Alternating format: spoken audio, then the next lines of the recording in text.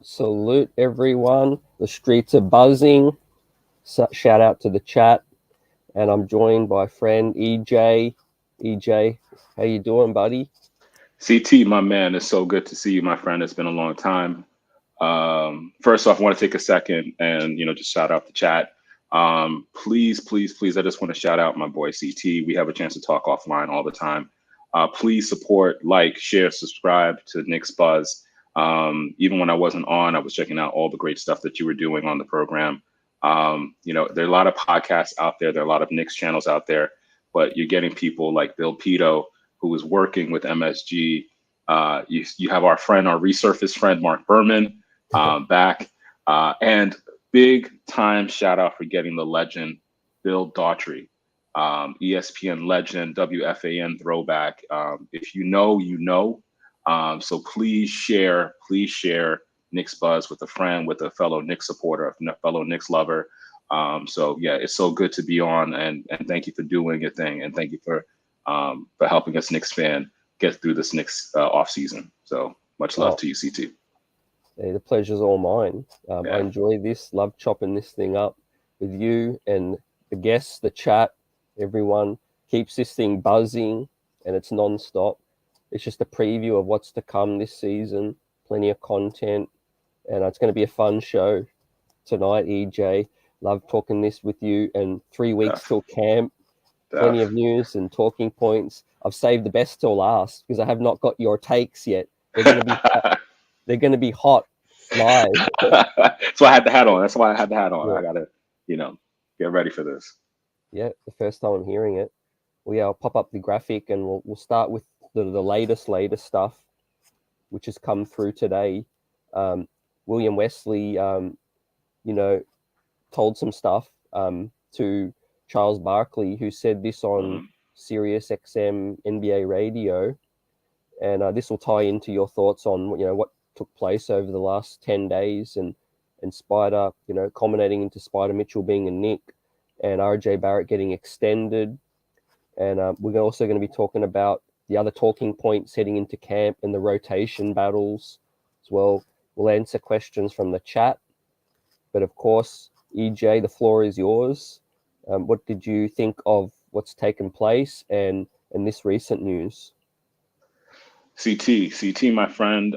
We chat periodically, offline, and we had a conversation. I think the last time I was on about whether or not we thought the Donovan Mitchell trade would happen, and I think that any reasonable Knicks fan knew there was a chance that it wouldn't happen. And I think, in living on Knicks Twitter, and living on the podcast and watching the podcast and watching Knicks news all the time, was I disappointed? Yes. But did I understand why we didn't make the deal? Obviously, because there was a lot going into that deal. And it actually got me to thinking about, okay, us as Knicks fans, and some of the things I think sometimes as Knicks fans we forget in the heat of Knicks Twitter and the heat of podcast and all the different things that we see. It amazed me how many rumors and sources were leaking information about the Knicks trades or the Knicks proposals to get Donovan Mitchell. And we barely heard anything about Cleveland and their trade offers. And, that whole Knicks for clicks thing, this Donovan Mitchell, episode really got me to really strongly believing in that there's a whole marketing engine, there's a whole YouTube environment, there's a whole Twitter environment that exists to propel that. And at the end of the day, it's a business that there's the business of the trades, but there's also the business of the entertainment of the trade. And we kept on hearing a new rumor every day. So Donovan Mitchell is going to be traded for RJ and for Mitch and for Fournier and for Rose. And like, it just got to this point where it's like, it seems as if they've offered every single player on the roster, every single draft pick, kids of the future, Bronny in 2024, Bronny's like step niece in like 2077, so it just got to the point where it's like, okay, this just seems to be outlandish. And maybe they weren't really serious about trading Donovan Mitchell to the Knicks. It was just too much smoke, and maybe the Knicks were being used. Maybe even Danny Ainge, once he realized that Donovan Mitchell wanted to go to the Knicks, maybe he didn't want to trade Donovan Mitchell to the Knicks. Maybe it was out of ego. Maybe it was out of spite.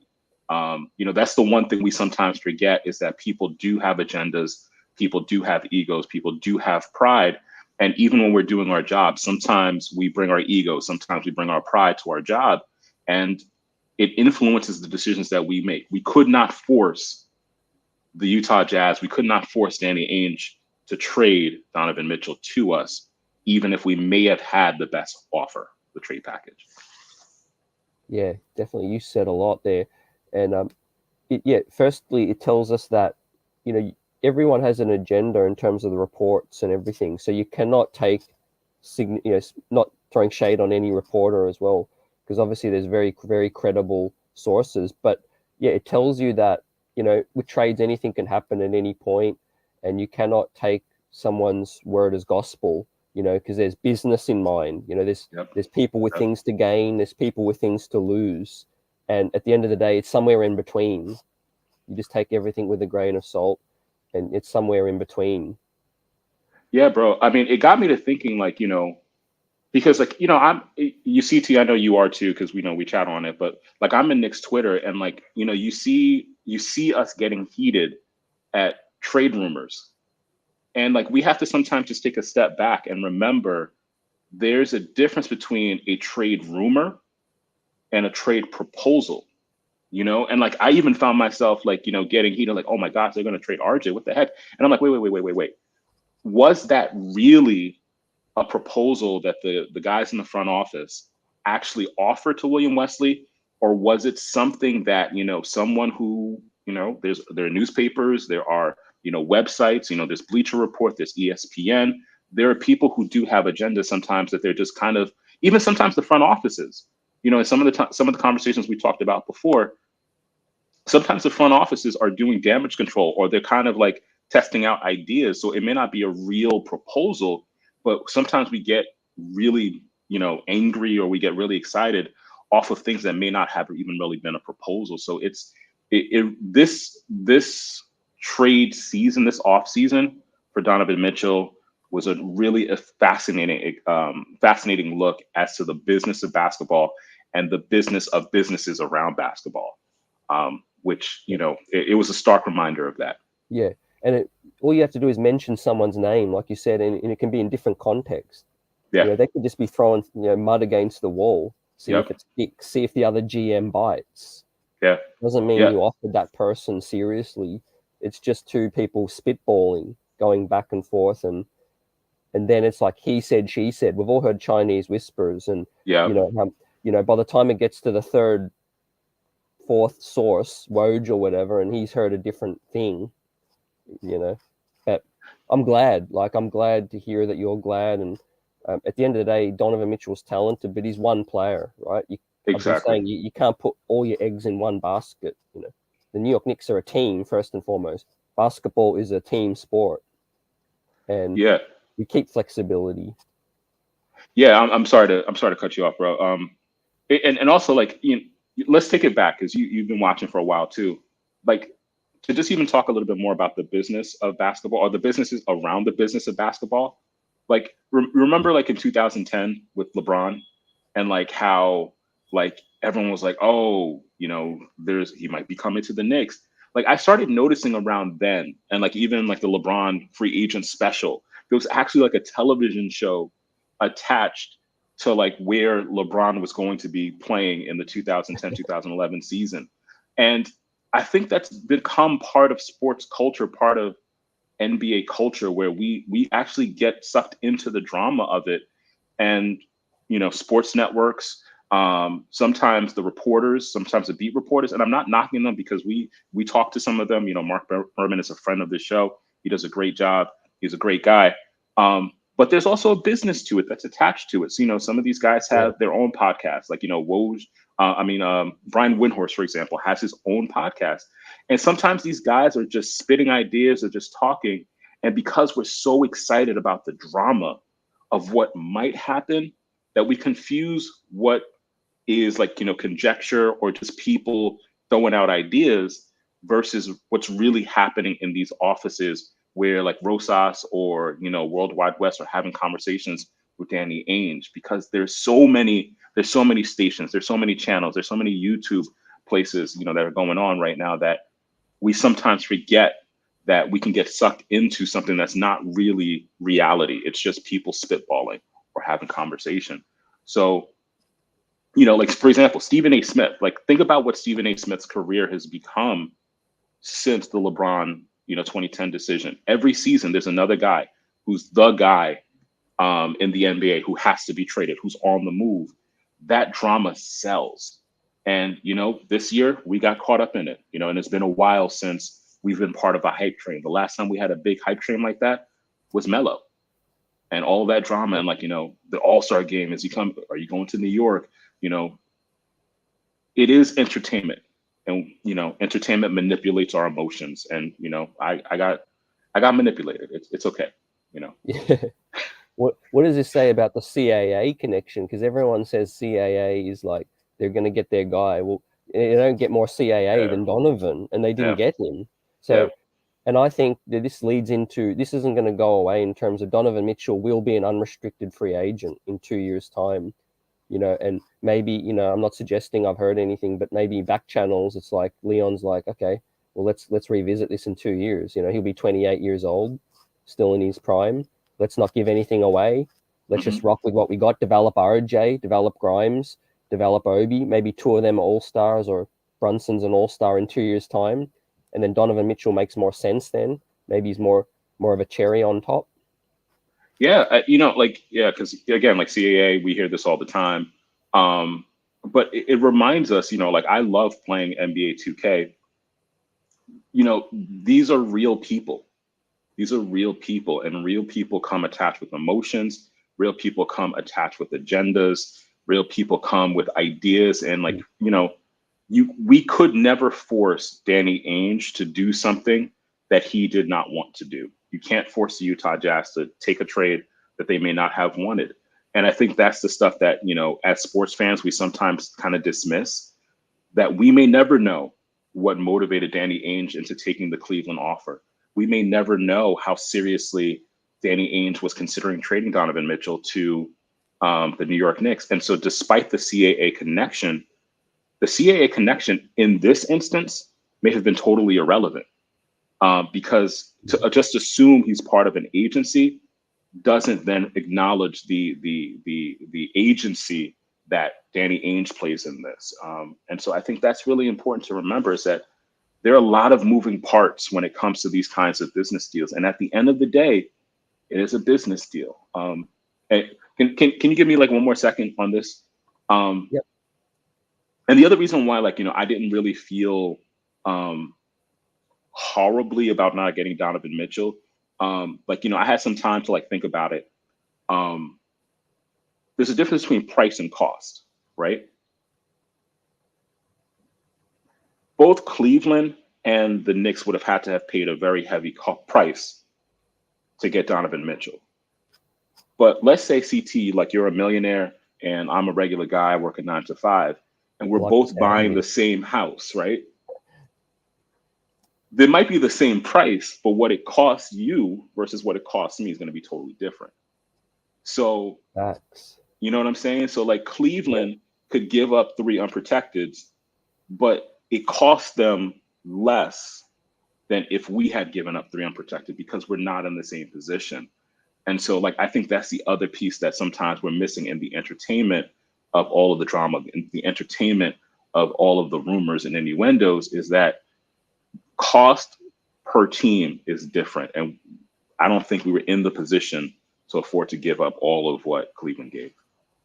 And it just goes back to my philosophy of how we should build a winner, because you can never control what another GM is going to do. You're relying on them to do you a solid and trade somebody to you. Mhm. Whereas if we had, we've talked about this a million times, but if we had drafted well, we had Mhm. drafted Donovan, or we had drafted SGA, the other name that's getting more buzz, we would have not been in this position. And secondly, our biggest addition this season was an unrestricted signing free agent, Jalen Brunson.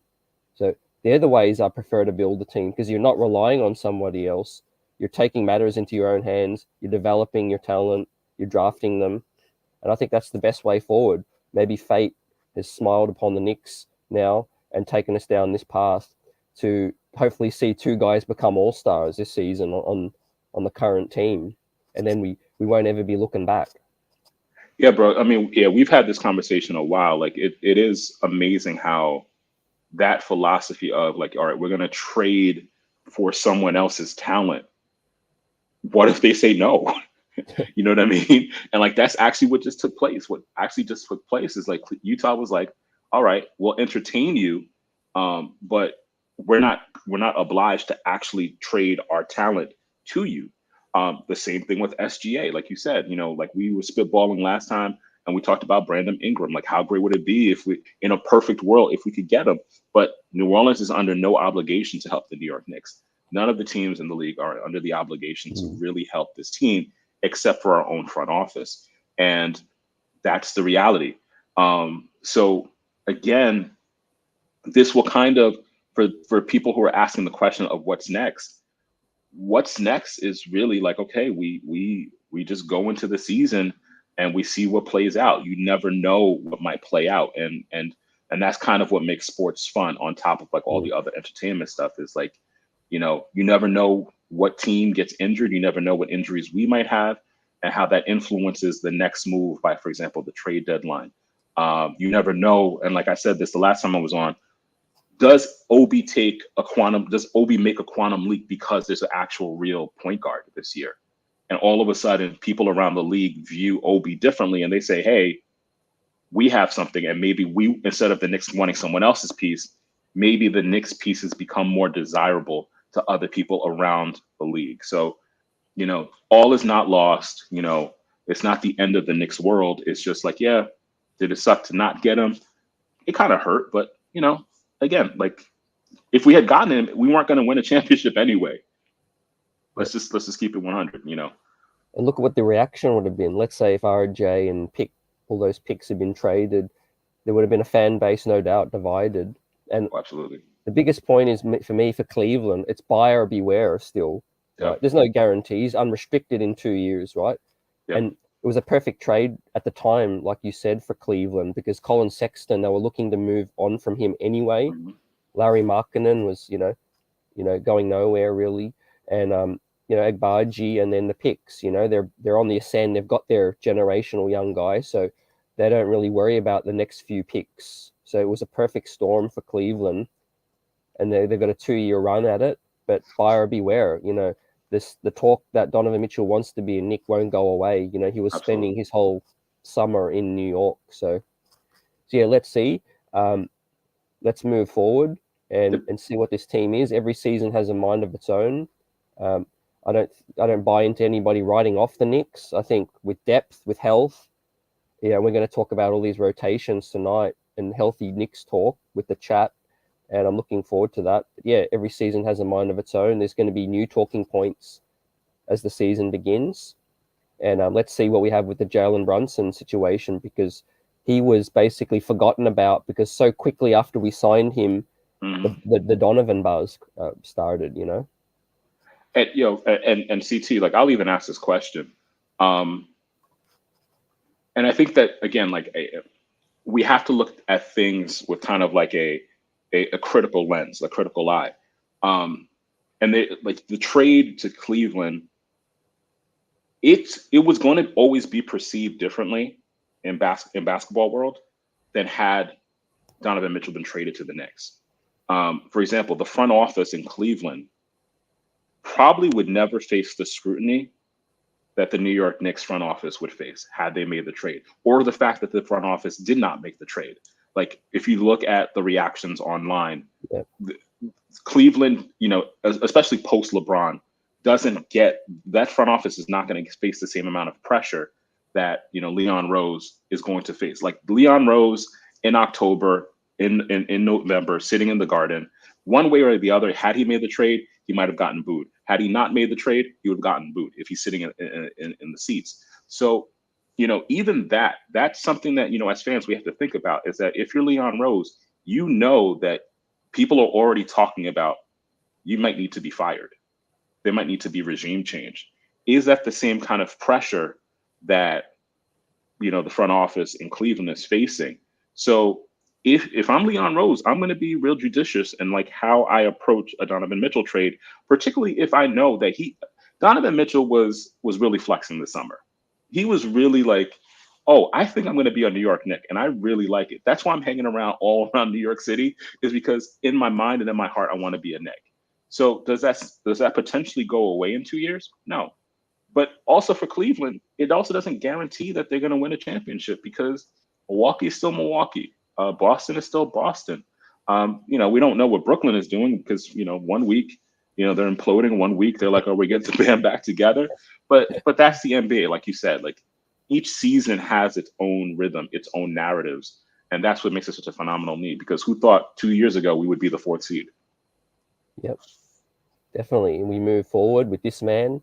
And EJ, chat, is RJ Barrett the face of the Knicks now? According to the salary, he is. I think the numbers came out that he's going to be, I believe next season, and I could be wrong, the chat can correct me if I'm wrong, but next season he'll command the highest value contract of all the players on the team. And it feels good to have someone that we actually re-signed. That's a first-round draft pick. I think that we can't get into the somewhat dirty business of comparing people in drafts. Is he Ja Morant? No. Is he Zion Williamson? No. But would we necessarily want those two? I mean, like, for example, Zion, for as much potential as he has, there are health concerns. Ja Morant, we've seen players like Ja Morant before. He's fantastic. He's electric. Oh my gosh, his game is amazing. But we've also seen players like that break down very early because they're crashing so hard into the paint that their bodies get abused over time. So, we have RJ. RJ is the guy that we ended up with because we ended up with that 3rd pick. Let us use him in the way that he is as a player and figure out, okay, how does he complement what we can be? Not what, New Orleans is going to be, not what Memphis is going to be. How does RJ fit our future plans? Yeah, and I think ultimately, yeah, he is the face right now. You mentioned the salary. That's definitely something, and it's going to give him more, leadership in the locker room. I think, coming into his 4th year, that's the biggest thing to me. Not just the salary, but 4th year, 3rd overall pick, the highest pick since, was it Patrick? Yeah, Patrick number 1. Yeah. Yeah, highest. Yeah, and wants to be a Knick. Is here now, extended. There's no other way to move forward without RJ Barrett. He's going to have that leadership element, and big year ahead for him with the bonuses. For me, it was a great deal in terms of like nowhere near the rookie extension max. And, however way it came about, I think it's just better for both sides now. The Knicks have, it's going to be a nice contract. It's only 4 years. He didn't go for the 5 years. And, really excited to see what RJ is this season and how his game takes that next leap. Go around the league, Bleacher Report here, he's still ranked number 1 as a Knicks young prospect. Ask Jimmy Butler, ask any star player on any team, they'll tell you it's RJ Barrett. Yeah, I mean, RJ. Yeah, I think that's one of the things where it's like, as a Knicks fan, we've had so many young players that we wanted to be good. Like we were willing them to be good. Like, for example, the Frank Hive, so many of us were just like, oh my gosh, like we wanted him to be better than what he was going to be. We wanted Kevin Knox to be better than ultimately what he panned out to be in the amount of time that he was here. RJ, he may not be a Hall of Famer, but it's kind of clear.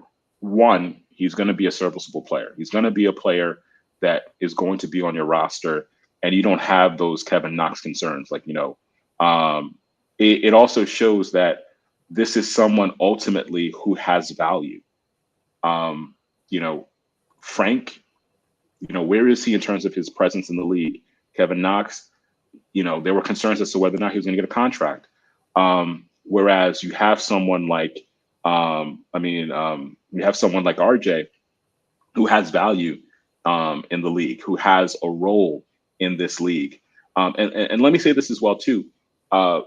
He wants to be a Knick. He wants to be in New York. We don't talk a lot about Brooklyn on this podcast, but there are players who make a lot of money who don't want to be in Brooklyn. And what they're really saying is they don't want to be in New York because of the amount of scrutiny, because of the amount of pressure. And they could only last there, 3 seasons? And they were looking for a way out. This is a young 21 going on 22-year-old man who's demonstrated that he wants to be here, because it takes a certain character. It takes a certain kind of, here's a New York word for you, a chutzpah, to be a New York player. That's what you need, because not every good player can play well in New York. So that's what I like about RJ. Yeah, that's a great point. And a point that Bill Daughtry rammed home when he was on the show. And it was a great point. And this was even before the Mitchell trade went through. He was like, RJ's your guy. Like, he's your star. New York Knicks fans, get behind him. You're going to support him or not?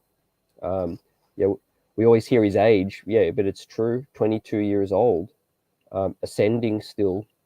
Well, and I think he just came into the league with so many expectations that people thought he would be a Ja Morant, Zion impact straight away. Yeah. That doesn't mean that he can't get to that elite level all-star type player. And it's going to be a huge year ahead for RJ. Tom Thibodeau really loves him. And I think that coach mentoring and support is what RJ needs. Really, really needs development and good coaching, because RJ has all the ingredients you need as a player to reach his ceiling, whatever the ceiling is. But the coaching and the development is going to play a huge impact. He has Drew Hanlon, a great sought-after coach. And if Tom Thibodeau has a legacy in New York, whenever he's done coaching the Knicks or whenever he's onto his next thing, one big legacy he could leave the New York Knicks is to turn RJ Barrett into an all-star, like he did with Jimmy Buckets. Yeah, absolutely. I'm gonna. You ready? I'm gonna do a hot take. Oh, you ready? Yeah. Well, I'm gonna try to word it carefully. I think the New York Knicks have fewer concerns about RJ Barrett than the New Orleans Pelicans have about Zion Williamson. Oof. Facts. Absolutely. When you think about it like that, I think we can stop worrying and complaining about RJ and what he is, because even though Zion is the name, Zion was the number one pick, Zion was the one who got all of the commercials, Zion was the one who just has like that great name. He has like, the talent, right? You don't think that the New Orleans Pelicans are constantly worried about what's happening with Zion? You don't think the New Orleans Pelicans are constantly thinking to themselves, can we fully trust Zion with leading this team? And I'm not talking about his talent. I'm talking about the other stuff. Yeah. And compare the salaries too. So I think like when you start to think about it that way, you're like, actually, you know what? Yeah, RJ, solid pickup and has a lot of room for growth. And a lot of the things that you would be worried about with a 21, 22-year-old kid in New York City, those headaches. He's a 21, 22-year-old kid. You don't have those worries. You know what I mean? Like the fact that, and I shouldn't be talking about people's business, but remember Clee Anthony early, going to the club, getting shot. Like we don't hear those kinds of concerns with RJ. That's the kind of like makeup that you need for leadership, for work ethic. Like that's the kind of dude you want in New York City. Again, like I said it before, not every great player plays well in New York. And I love RJ. Yeah, shout out to Dirty Dancer. Yes, New York City would probably, at where he is in his life right now and where he is in his career right now, New York City would destroy Zion. So yeah, with the expectations again. Talk about the expectations RJ coming in had. Zion has 10 times more the expectation in New York, and if he was taking it, day by day with the injuries and all of that, that would be crazy. Yeah. In here, right now, the expectations aren't as high with RJ, right? Whether he's going to be the third best player, second best player, most people are understanding that we need that number one still. But hey, if RJ takes a ginormous leap, then we're all giddy, we're all excited, right? Each and every single Knicks fan. To me, I keep saying it's the shooting, the swing skill for RJ Barrett. He's always going to be able to get to the cup, right? You're coming into the league, you need to be great at something, right? You don't need 10 different good skill sets. You just need to be great at one or two things. Great at getting to the cup, and if you can become a great shooter, then that's his game. Yeah, and it's funny because like, imagine how many, and like, because remember we were all rooting to get Zion that night. Like we were all like living the dream, like hoping for the dream of getting Zion and having Durant and Irving signing with us. But imagine how many podcasts CT we would be having about Zion. When would he be playing? Will like in what condition would he show up to training camp? Like imagine last season, the last season that Zion just had in New York. We would be eating him alive. Every single Knicks podcast, all of Knicks Twitter would be destroying him. And like I think sometimes we take for granted that we don't have those kinds of issues with RJ. RJ plays. RJ plays, and we haven't had issues. Julie, I just read Julius. I mean, like that's a lot, and I think we sometimes underrate how important that is in terms of having a player who we can rely on to show up and play and has room for growth. That's the other component as well. And did you see that picture he put on Insta? Maybe I don't know if he was referencing something, but I'll reference Batman, The Dark Knight with this thing. He may not be the star that Gotham wanted, but he might be the star Gotham needs. In terms of, like you said, he can take all the bullets. He's got that thick skin. He could take criticism from the fans. I don't think he would ever thumbs down, tell the fans where to go, kind of thing. He just gets on with it. Yeah, someone in the chat, I wanted to shout that person out. So I don't know if you see it, CT. Someone said that RJ might become like a version of Derek Jeter. I'm also a huge Yankees fan. And Derek Jeter was never like, for example, when you compared A-Rod as a shortstop versus Derek Jeter as a shortstop, obviously, like A-Rod had the sexier stats. He had the sexier talent skills, right? That subset, right? But there was always something about Derek Jeter, like the way he just was as a person, that made him the perfect player for New York City, where he never ran too hot, he never ran too cold. He was just the kind of person to be the consummate leader, the consummate professional. So RJ seems to have a similar makeup. Again, I'm not calling him Derek Jeter. I'm just saying there are certain people who, no matter the environment they're in, the environment is not too big for them. Whereas there are other players, if they have to be in the perfect situation to really see them flourish. Whereas other people, shout out Julian, that's right, Yankees. There are other players who, like, if they're in the wrong city, God help us. Like for example, Dennis Rodman in the wrong city. it's just not going to work out. And so, like, I think that's something that we need to appreciate about RJ is that he is in the biggest city in the world, and he has that work ethic that people love, and I think other players respect. That's the other piece, is that other players respect it, and game recognizes game.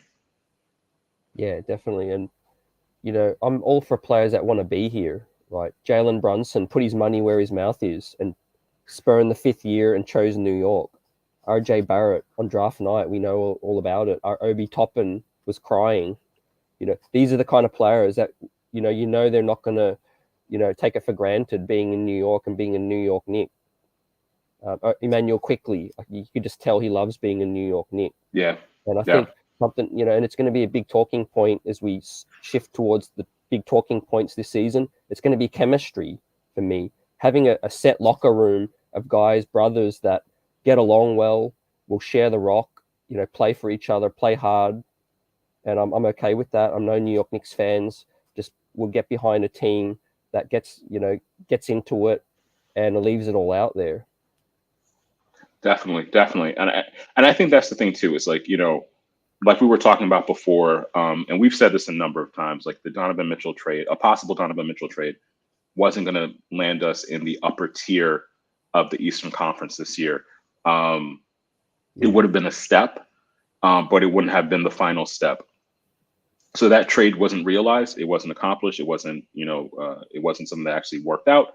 However, I think now a number of players know they're here for the 2022-2023 season, and get to work. It's time to get to work. It's time to form the camaraderie that's necessary. And I think that's what we have to look forward to. And I think the other thing too, and I think sometimes we also forget this, is the Knicks are a very young team. Like, that's something that in my lifetime as a Knicks fan, we haven't always been able to say. This is a young team, which means, like I've said the last time I was on, there are players who can take a quantum, to quote Clyde Frazier, the great Clyde Frazier, who might be able to take that quantum leap to the next level. So, for example, I'm looking at Obi, I'm looking at RJ. We don't know what IQ might be this season. Evan Fournier, who's obviously an older player, but not an old player. Who knows what he looks like after what he did in Euro basketball? I mean, that man was balling out. What do they look like a second year together? I think that's something else that we can't forget, is that this roster, a lot of rosters need time to gel. And when you're constantly shifting rosters around, this is what happened when Melo was our guy in 2011, 2012. They were constantly like changing rosters around him. And that has an impact on the on-court product. Particularly because nowadays, like, there are fewer practices. Practices can't be long. Back in the day, for example, when we talked with Chris Herring with the book Blood on the Garden, Pat Riley used to kill players with his practices being hours long. That doesn't exist really in the NBA anymore. So it takes time for a team to like develop character and to become a unit, to become a brotherhood. And, if you're a certain age, sometimes you forget that it's not exactly the same NBA it was 20 years ago. Yep. Yeah, definitely. And you referenced Clyde. Shout out to Clyde, the original player to be inducted into the Hall of Fame as a player and broadcaster now. Twice. Salute to Clyde. There was a story that just dropped that he might be looking to stay in announcement until 3 more years, which is great. That's good news. I'm looking forward to those suits this season. Yep. And we had an image about possible Knicks City jersey this season. What do you think about that, chat? EJ looks nice. Black people like those black unis, and I think this could be nice. This is not a hot take, but this is just something I'm just asking, and I'm hoping someone who has a little bit of sway can do this. My favorite jersey that has not made a comeback yet is that Knicks era jersey from like the 1990s, when we went to the championship in '99, and we had the side, like the side, so the home jersey would have the blue on the side, all going all the way down to the shorts, and the road jerseys were the blue jerseys with the black on the side. I'm just all I'm asking for is someone in the NBA, please, now that I'm older and can afford to purchase jerseys whenever I want. I couldn't do it when I couldn't do it back in the 90s. I was a kid. I had to beg my parents. Please, just redo those jerseys. The one where Patrick Ewing caught the ball and dunked on Alonzo Mourning. That Yeah, jersey, please. The Latrell Sprewell, fast break, free dunk. That jersey, please. It doesn't have to be just that particular jersey from the 90s with the black stripe. Please, just next season, please. It's just time. I like these new jerseys, but that's the one. And look, have the the Ewing. Jewish shoes. I think the only time I get to see that is with 2K. You know, when you ball Yeah, out with the classic teams on 2K now. yeah. Just to get a look at that. Yeah, It's it's like got to they're make a teasing us. comeback. It was extra special when it was a successful team as Oh man. well. And it's like they had the perfect opportunity to do it last season with the 75th anniversary. Um, but that jersey, and I'm seeing it in the chat, that jersey has a special place for Knicks fans of a certain age because you remember, like, there was something about the swag of that Knicks 99 jersey and like some of those iconic images, and like the fact that it was still like that baggy era, so like they were extra big, so like like extra room in them. But I mean, Were I they do like like this new jersey. champion? But Were they Adidas or was it ooh, Starter? What that's a what good was the question. brand on that one? I, Because when I see that, I automatically think of the player I think of is Marcus Camby. yes, That's the yes. player I think of when I see that. Yeah, I don't remember which company was making it, but yes, Marcus Camby in that jersey. That that to me is the ultimate, like alternate jersey that we could have at some point in the season. And I don't know what we could do to get, Madison Square Garden or to get the NBA to commission that jersey just to be re-released because that jersey was just pure fire. Like Um, Anthony hits on as well. Imagine if they pulled a mid-season video paying tribute to Rick and Jalen as part of the marketing campaign. No, but you know what else is too? It's funny too because like other teams, they go back to like those classic like '90s jerseys. Yeah, Southside, the 4-point play, that jersey where like LJ does the L, like that particular jersey. So it's like it's kind of frustrating as a Knicks fan that other teams go back to like their '90s jerseys. Like for example, the Utah Jazz one. It. I would just love that being. Our alternate jersey for a season, especially because they've also redesigned the court with the City Edition one for the old Knicks logo, like the black one. So Yeah, yeah. But I like the black, and I might cop myself one of these. RJ Grimes, Obi. Yeah, looking forward to that. Great conversation. Thank you, chat. Love the interaction. Let's keep the buzz going. We've chopped up RJ Barrett. We've chopped up the Spider situation and the Knicks young core. So preseason's around the corner, EJ. Let's get yeah, into some talking points, X's and O's, rotations, and I'd love to hear your thoughts in the chat. So yeah, close to preseason now. Um, these are some talking points that I got leading hmm into the season, and then a look at the rotations, and I'll get yours. But let's look at these talking points right now, and I've ranked them in order hmm from my personal perspective. Julius Randle. There's a lot of talking points at the moment, but for me, that is the biggest at the moment because, yeah, for many different perspectives. What are you feeling towards Julius Randle? Is he going to have a huge season? And the Knicks bringing him in up until the camp deadline all season long? What do you think about Randle's future?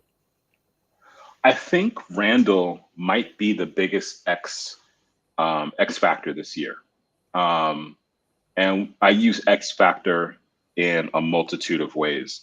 Um, there was something about his ability to dominate in 2020, 2021 that led to the Knicks being so successful during the regular season that year. And although he had a pretty good season last year, it wasn't on par with where it was the previous season. So he's an X factor in terms of if he plays well, there are a number of different things he can do for the team. But I also think he's an X factor because I don't know what he is in this new Knicks iteration with Jalen Brunson running the point. And I think that's I think that's going to be the $1 million question. I think that's going to be the big issue for Tibbs is what is Julius Randle with a bona fide starting point guard on this roster? I don't know. I don't know what Randle is. I don't know if he knows what he is. And I think that's going to be one of those things where they have to have a serious conversation before training camp. This is what your definitive role is going to be. There can't be any ambiguity as to what Randle's role is. That's something that Tibbs and the front office have to meet with him, and I hope they've met with him already prior to training camp. And they said, this is our vision for what you are going to be for this team. Whether it's listen, we're probably looking to deal you, but we want you to play as well as possible so that you have the ability to command where you want to go, or we want you to be here long term. So we want you to fulfill this role, and here's how we envision you accomplishing that. Yeah, I love that word. You mentioned role as well. No doubt we have upgraded in talent, right? So Randle won't be expected to carry the team as much as he had been in the past. And my take with Randle is this. I think, yeah, I understand the perspective that fans would love to trade him. Mm-hmm. And I see the chat web and Knicks fans, we've been talking about it all summer, and not knowing what we're going to get with Randle. Who wants a player when you don't know what you're going to get? You want a sure thing. Yeah. On and off the court as well, which we talked about RJ. But with Randle, yeah, I think it's going to be tough to trade him right now. So I'm more on the realistic perspective of let's go into the season, just make sure he fulfills the best role possible for this team, helps this team along around 500, or better, and we'll talk about our win projections, but he could still be a vital, piece for this team being 500, get to the trade deadline, then explore a better opportunity to trade him where his value isn't where it is right now. I'm not interested in attaching any picks to get rid of Randle. Oh, no, he's not that kind of negative player. I get the contract is long, but if he plays well, he's a plus for a team, not a negative. Mm-hmm. He's a 20 and 10 guy. Those guys in the NBA don't grow on trees. And I don't think it's good business to re-sign him only 1 year ago and attach assets to get rid of him. That would be clownable for me, for a front office, and malpractice. So just make sure he plays a role, get Jalen Brunson helping him out, make sure he doesn't dribble the air out the ball, and then we go from there. And all it takes is one team, preferably two, to imagine a world where they see Julius Randle as being a piece they can use. It wasn't too long ago we were having conversations. You guys in the chat are on fire. I like that, Southside. But it only takes one or two teams. It wasn't that long ago that Sacramento, we were having conversations about would Sacramento take on Julius Randle for De'Aaron Fox. That wasn't that long ago. I think I was already on the show and we were having those conversations. So it's with that if Julius does have a great beginning of the year, and again, we don't know certain things and we'll never know them. Was there something going on in his private life that may have altered his ability to really lock in last season? We don't know. Yeah. Has he been able to resolve a potential issue? And again, I don't know anything. There hasn't been anything alluded to, but his affect, his behavior, his mental disposition, they were clearly different than they were the year before. So there might have been something, and he never talked about it. The fact, for example, his wife going off on social media at different podcasts, there was something happening that was different than the year before, where everyone was yelling out MVP. So Yeah. did the summer do him well? Did having a break from basketball, having a break from New York City, being back home, did that help him focus? Does the fact that Jalen Brunson now is going to be the primary ball handler, and all of a sudden Julius doesn't have that pressure once the clock is starting in the half court? He doesn't have to like face the immediate consequences of a turnover. That's now the point guard's decision. Does that help his state of mind? Because it's someone else now making that decision for him. So I think that, there are ways in which Randle is really a question mark. He's an X factor. He's the epitome of an X factor. We don't necessarily know what he's going to be this season, but I can definitively say that the successes and failures of the Knicks this season will in some way, shape, or form be tied to his performance this year as well. Yeah, definitely. Yeah, absolutely. And all reports are, and we could read between the lines as intelligent Knicks fans, is that it's awkward, like Mark Berman said. Not saying they hate Randle.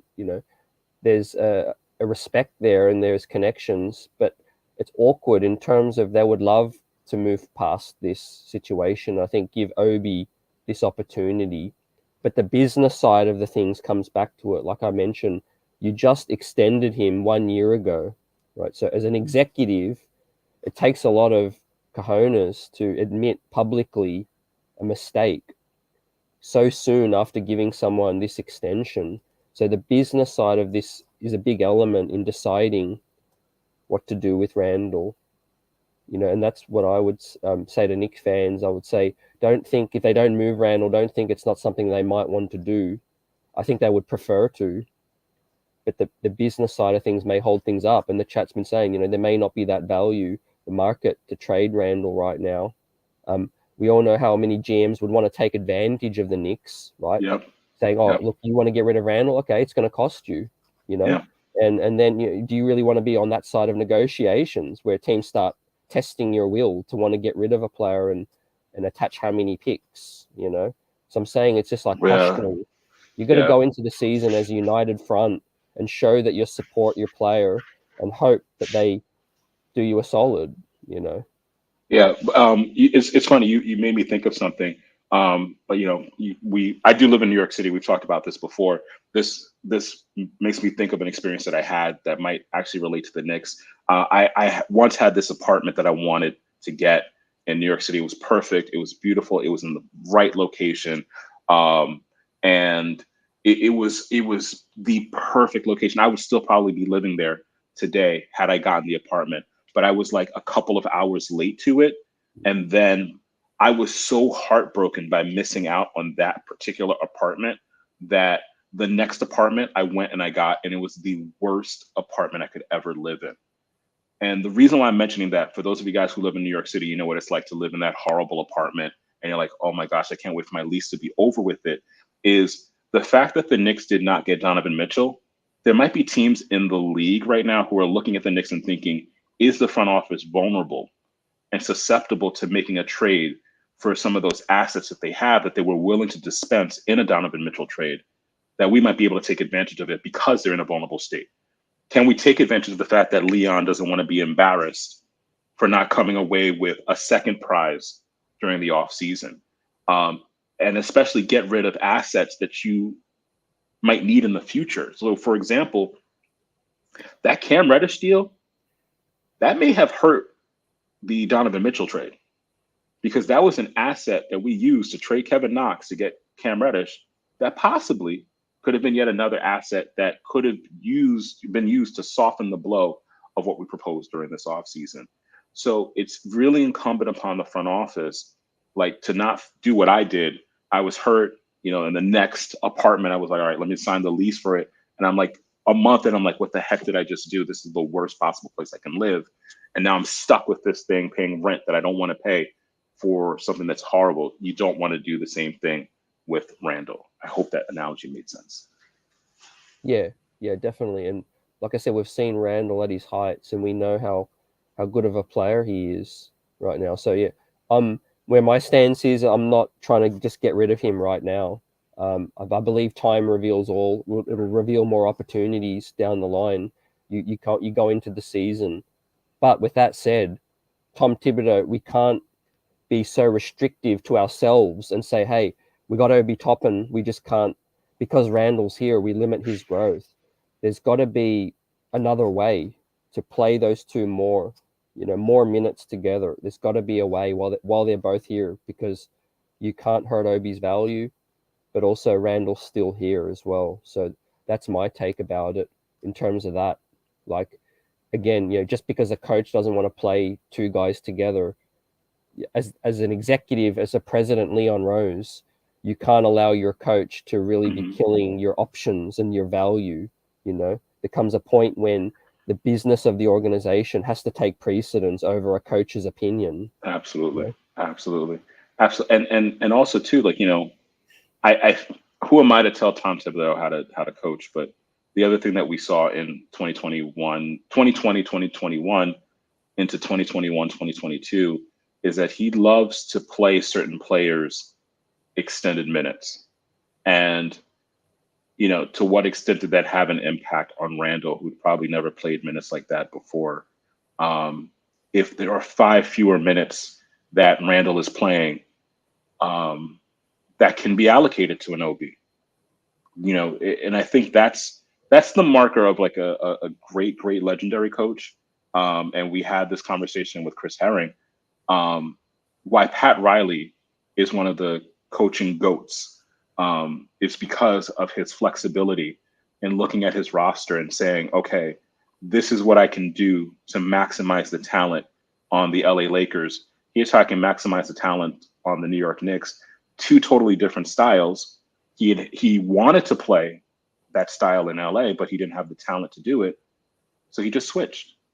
And that's sometimes where I think we get frustrated with Tibbs, is that he has a style that he expects everyone to bend to, as opposed to like figuring out, okay, what might be the best way to maximize what I have before me? Because again, we're not going to always get the ideal roster we want, because other teams are going to say, screw you. Sometimes players are going to say, I don't want to play in New York. I saw what happened to KD. I saw what happened to Kyrie. I saw what happened to Melo towards the end of his tenure in New York. Maybe I don't want to live in New York because it's so expensive.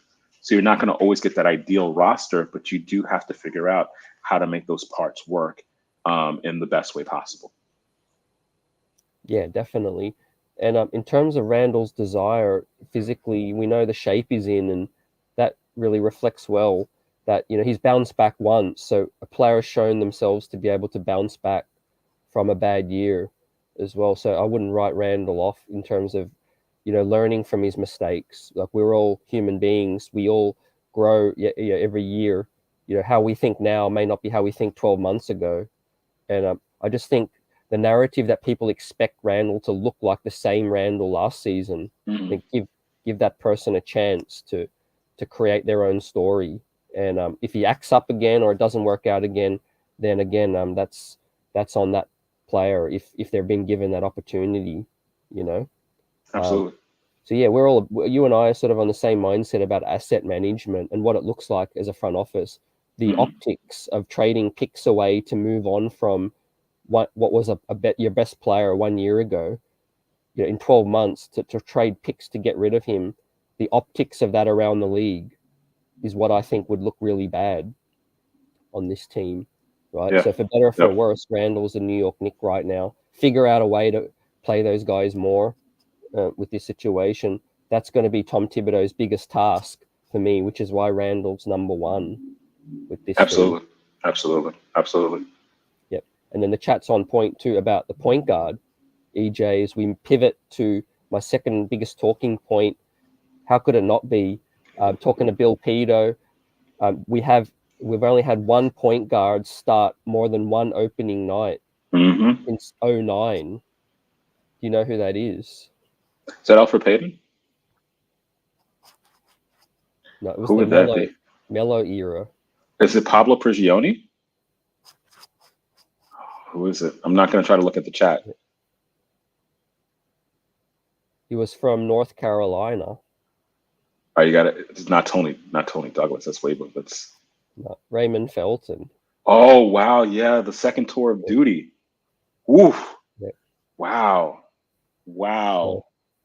that just speaks Wow. to how big this Brunson acquisition is. You know, the point guard Wow. situation. Forget Brunson, the player himself, but the point guard playing now.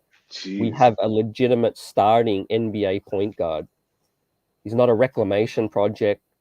He's not a young Wow. player trying to grow. He's in the peak of his career right now. Yeah. He's been winning wherever he's been. And I think connected to Randle, he's connected to everybody. He's connected to the team's success this season is Jalen Brunson. Yeah. Jalen Brunson. Wow, you really stumped me with that question, that trivia question. Um, but I do remember the last time we spoke, we talked about how just having a point guard, just know, like just Tom Thibodeau looking at his roster, his opening night roster, and just already knowing who's going to be playing the one is such a huge win. Yeah. And the fact that we don't have to have questions about, oh, if he stays healthy, oh, if he comes into camp in shape, oh, if he no, the answer is going to be Jalen Brunson this coming season. And you're right. It's been a long time since we've had that defendant. Like during the Melo era, we knew that he was going to be playing the 3 or the 4. We knew that Stat was going to be playing the 4 or the 5. It's been a long time since we can look at the roster and say, okay, this is going to be the point guard opening night. And like you said, the fact that we know he's healthy. A couple of weeks ago, I was watching the 2020 All-Star game, and it's crazy to think that Kemba Walker was out there on the court. But last season, we were just taking a flyer on Kemba Walker, hoping that he could recapture his form from a couple of seasons ago. That to me is a big difference. Like the big difference between last season and the start of this season is we were hoping that our point guards would be healthy. And that's also accounting for Derrick Rose as well. This season, we know that Jalen Brunson is going to be healthy and that he doesn't have too many miles on the tread. Yep, absolutely. And we'll chop up the rotation more there. But yeah, with Brunson, basically the biggest thing is he's invested. You know, he chose the Knicks, and I keep going back to that. He had a good situation in Dallas, but playing next to Luka and being Luka's sidekick, you know, it indicates he wants to be a guy in New York to help turn this thing around. And, you know, his father here on the coaching sidelines, that's just going to be another element to this thing. But look, how big is his impact? The first question, I think it's just going to be profound with this thing. Not only can he score the ball well, he could be our best scorer on this team in isolation already, but yeah, to be able to distribute, get the defense on their heels, and him and Derrick Rose. If Rose is healthy, like you talk about a 1-2 point guard tandem, Absolutely. like that's underrated around the league. Absolutely. Like, people might look at Brunson versus all the other starters, but what about Brunson and Rose backing him up? Absolutely. That could be in the top, I don't know, 5 or 10 point guard rotations in the league for 48 minutes perspective. And also knowing how to do their jobs. I mean that's the part, like I think that you're stressing there, CT, is you don't worry because you know that they know what they're doing.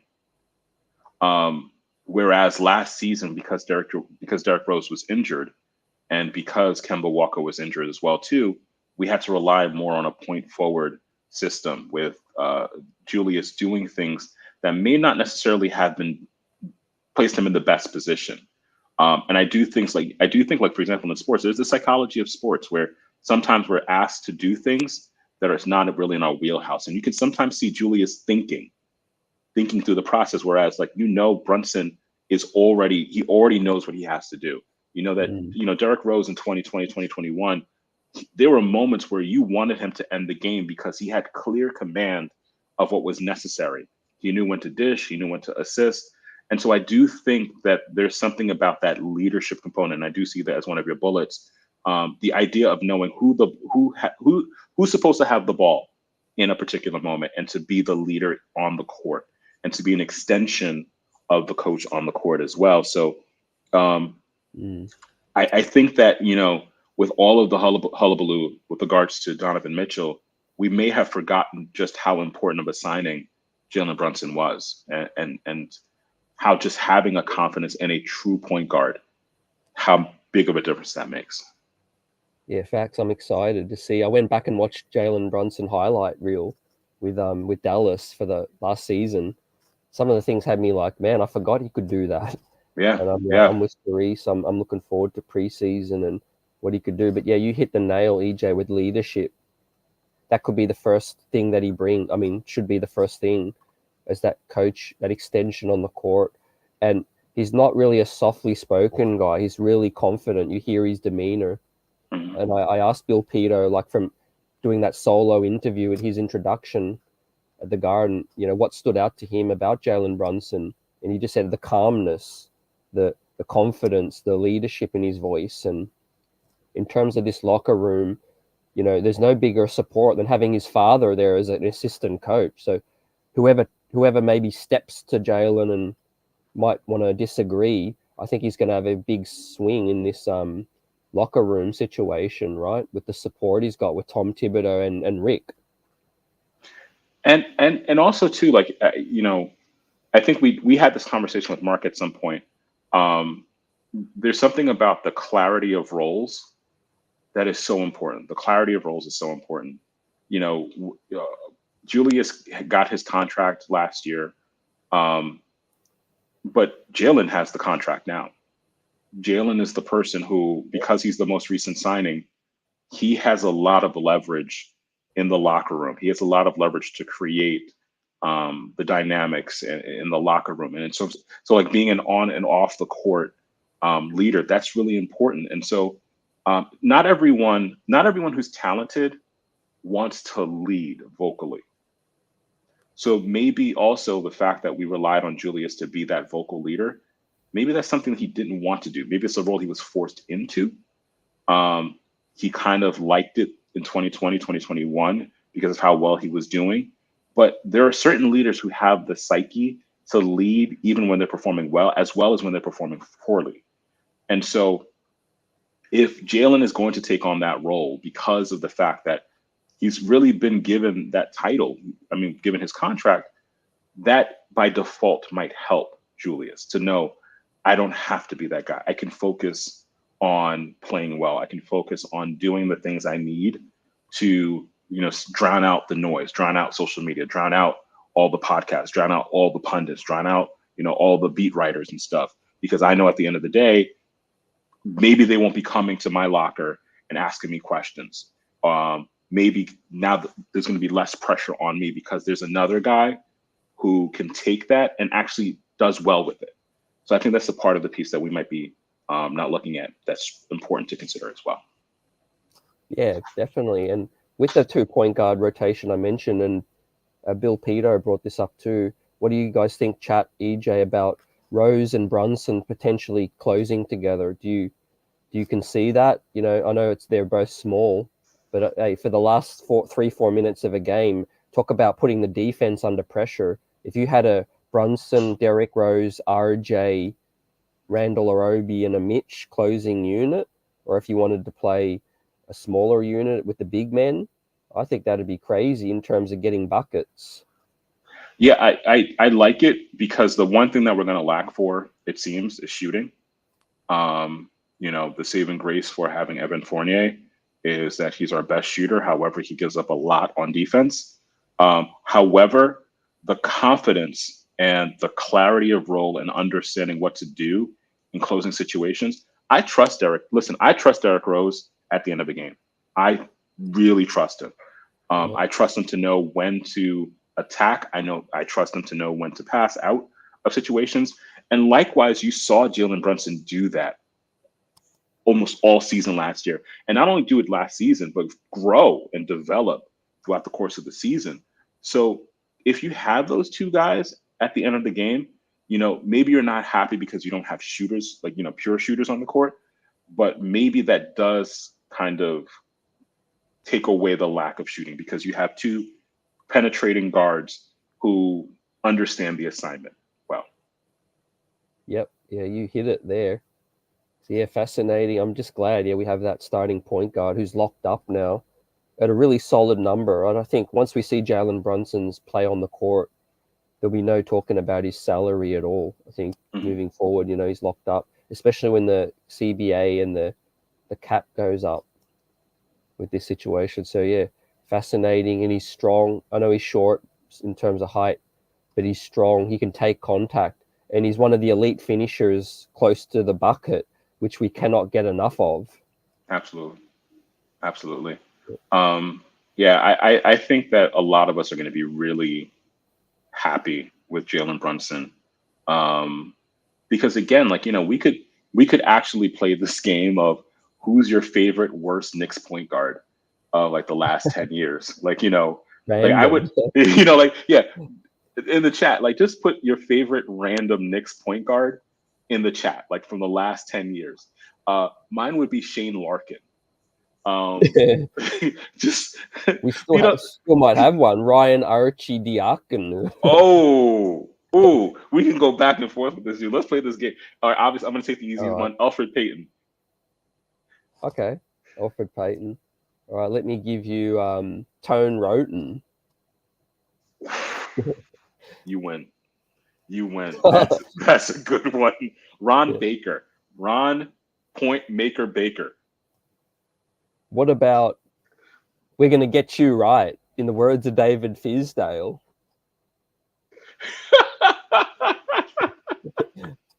Oh, all right. Here's one of my favorites. Alexei Shved.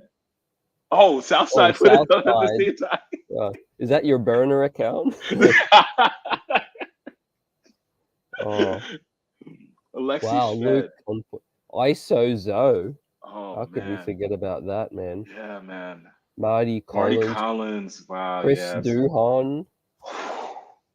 Chris won't do wrong, Duhon. Wow. Pablo. Yeah, Pablo counts. Pablo though was a solid. Nick. Jarrett Jack. Shout out to Jarrett Jack. Yep, he balled out. He earned himself. Tony Douglas. Yeah. Langston. Gallo. Yeah. Yeah. He parlayed his way into a solid deal. Yeah, he's still in the league, I think. Williams. Yep. Who could forget Nate the Great Robinson? Ooh, yeah. Winning slam dunk, 2-time slam dunk contest. Yeah. Amazing to have a point guard. Jose Calderon, yeah. Wow. Didn't we sign Steve Francis? Yeah, there was that Steve Francis trade back with Stephon Marbury. And like that was one of those situations where there's a lack of clarity in terms of who was going to do what. But I see some great ones. Trey Burke. But I think that's the point. That's a name I haven't heard for a minute. I think that's the point. Like, Jose. Hopefully for the next 2, 3, 4 seasons, we won't have these weird experiments at point guard. That we're gonna know the answer of who's gonna be our starting point guard for 2022, 2023, 2024, and 2025. Yeah. So that's the best part of it. But that was a fun exercise. Yeah, and shout out to Rokas. Let's not forget. Yeah. He's not signed, but he's a New York Knick, basically. Yes. The Knicks have his rights. If he's ever in the NBA, it's with the New York Knicks, or we traded him. So, and he's doing well right now. So shout out to Rokas. And we're going to hit on these rotations soon after this. Mm-hmm. Well, in terms of talking points and Deuce McBride, still situational. But it all comes to Tom Thibodeau. EJ chat. What are your thoughts on Tom Thibodeau? What does he need to do to please you, if he can please you? I'm someone who loves history. I can't forget that he was, coach of the year Coach of the Year quality in 2020, 2021. It's really hard to forget that.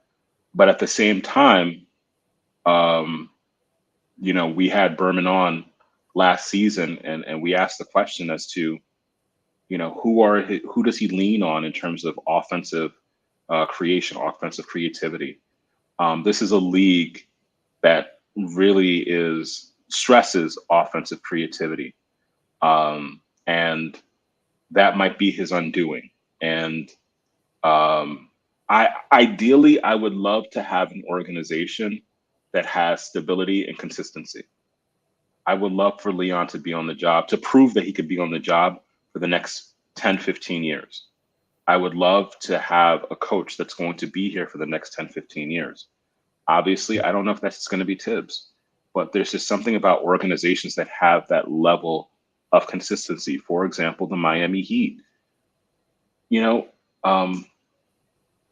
Pat Riley is not going to get fired. Pat Riley's going to retire. Eric Spoelstra is not going to get fired. He's going to retire.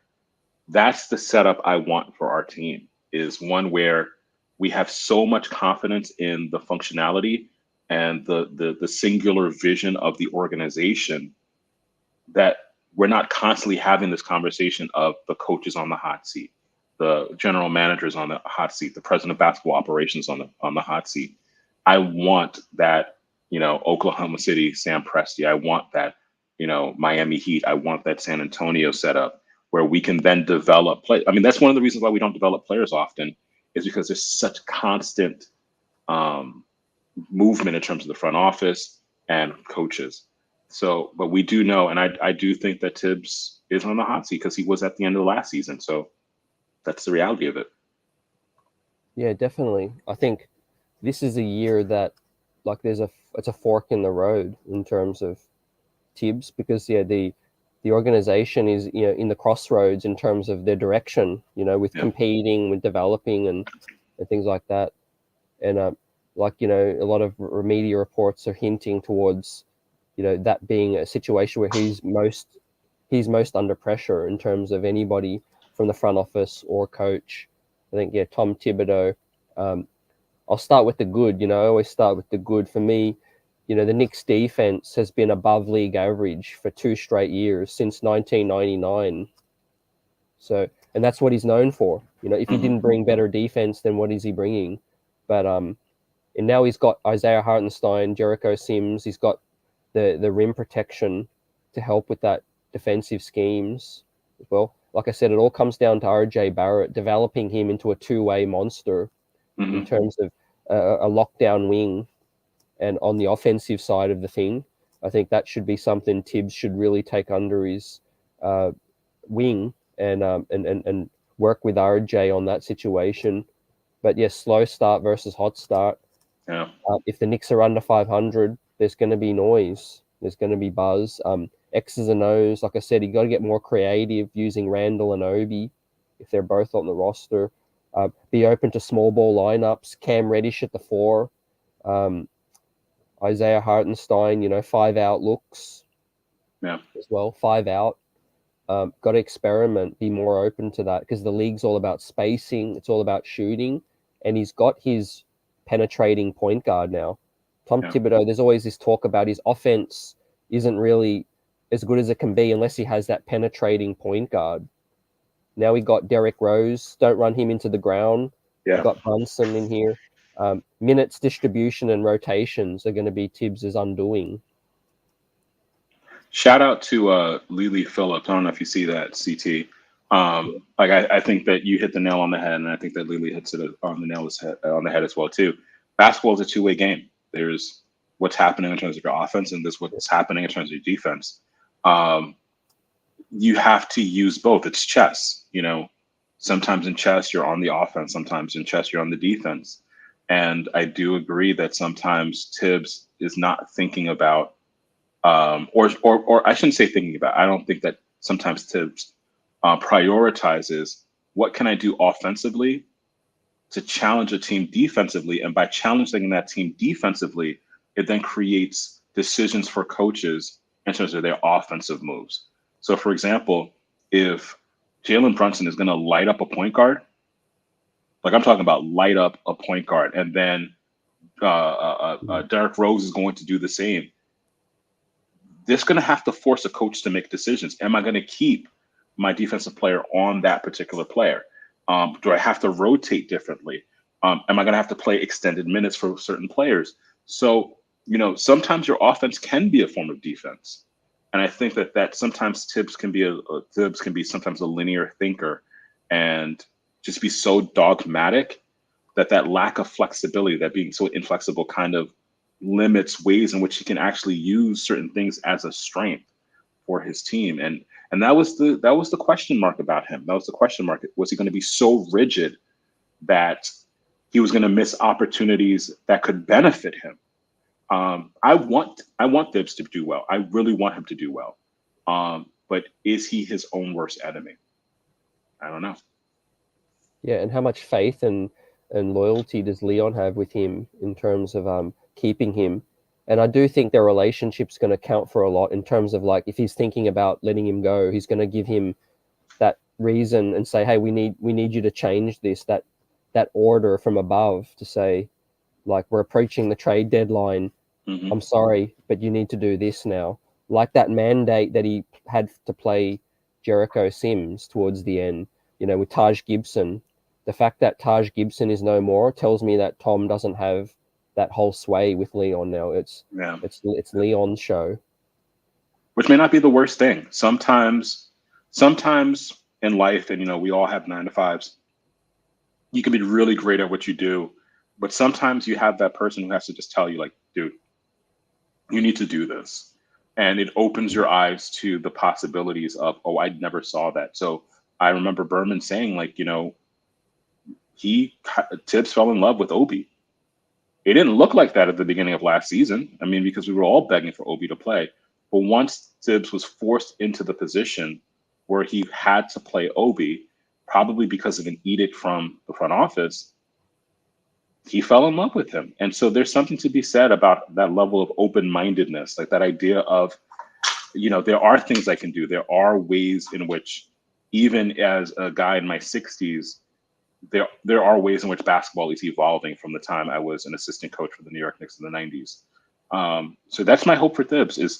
I don't want him to get fired, because if he gets fired, it means that we had a bad season or we had a bad start. And basketball is fun when we're playing well, and I want the Knicks to play well this season. So I hope he does what he needs to do. I hope Leon forces him to hire offensive coordinator. Obviously, it's kind of late for that.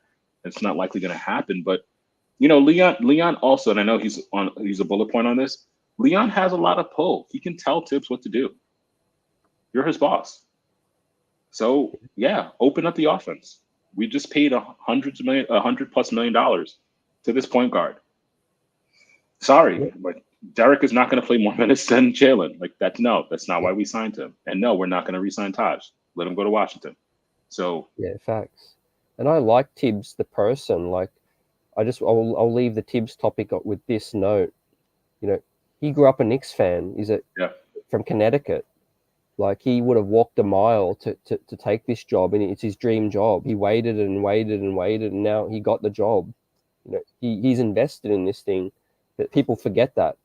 So I like Tom Thibodeau the person, but yeah, his stubbornness and what his moves are questionable at times. So talk about timing. Like, if we had got KD and Kyrie, like, Tom Thibodeau's the guy I would have wanted coaching this team.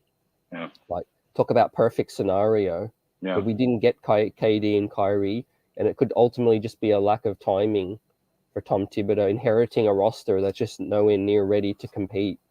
And he's stuck in that, like, I'm 64 years old. I want to make the New York Knicks a contender. I want them to win at all costs.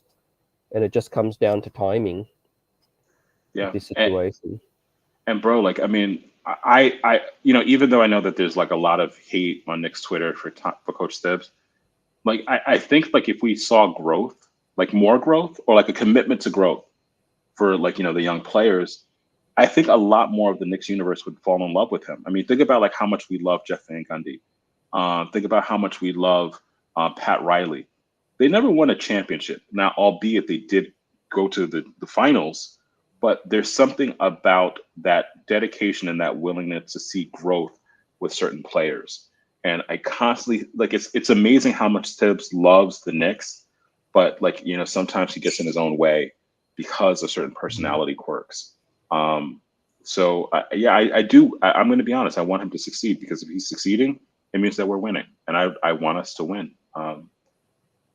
Yep, absolutely. And now, in terms of the rotations, EJ chat, this is their preferred situation or preferred / likeliness that I could see. What are your thoughts on this upcoming rotation situation, and is there anywhere where you differ from this situation that you see? So, yeah.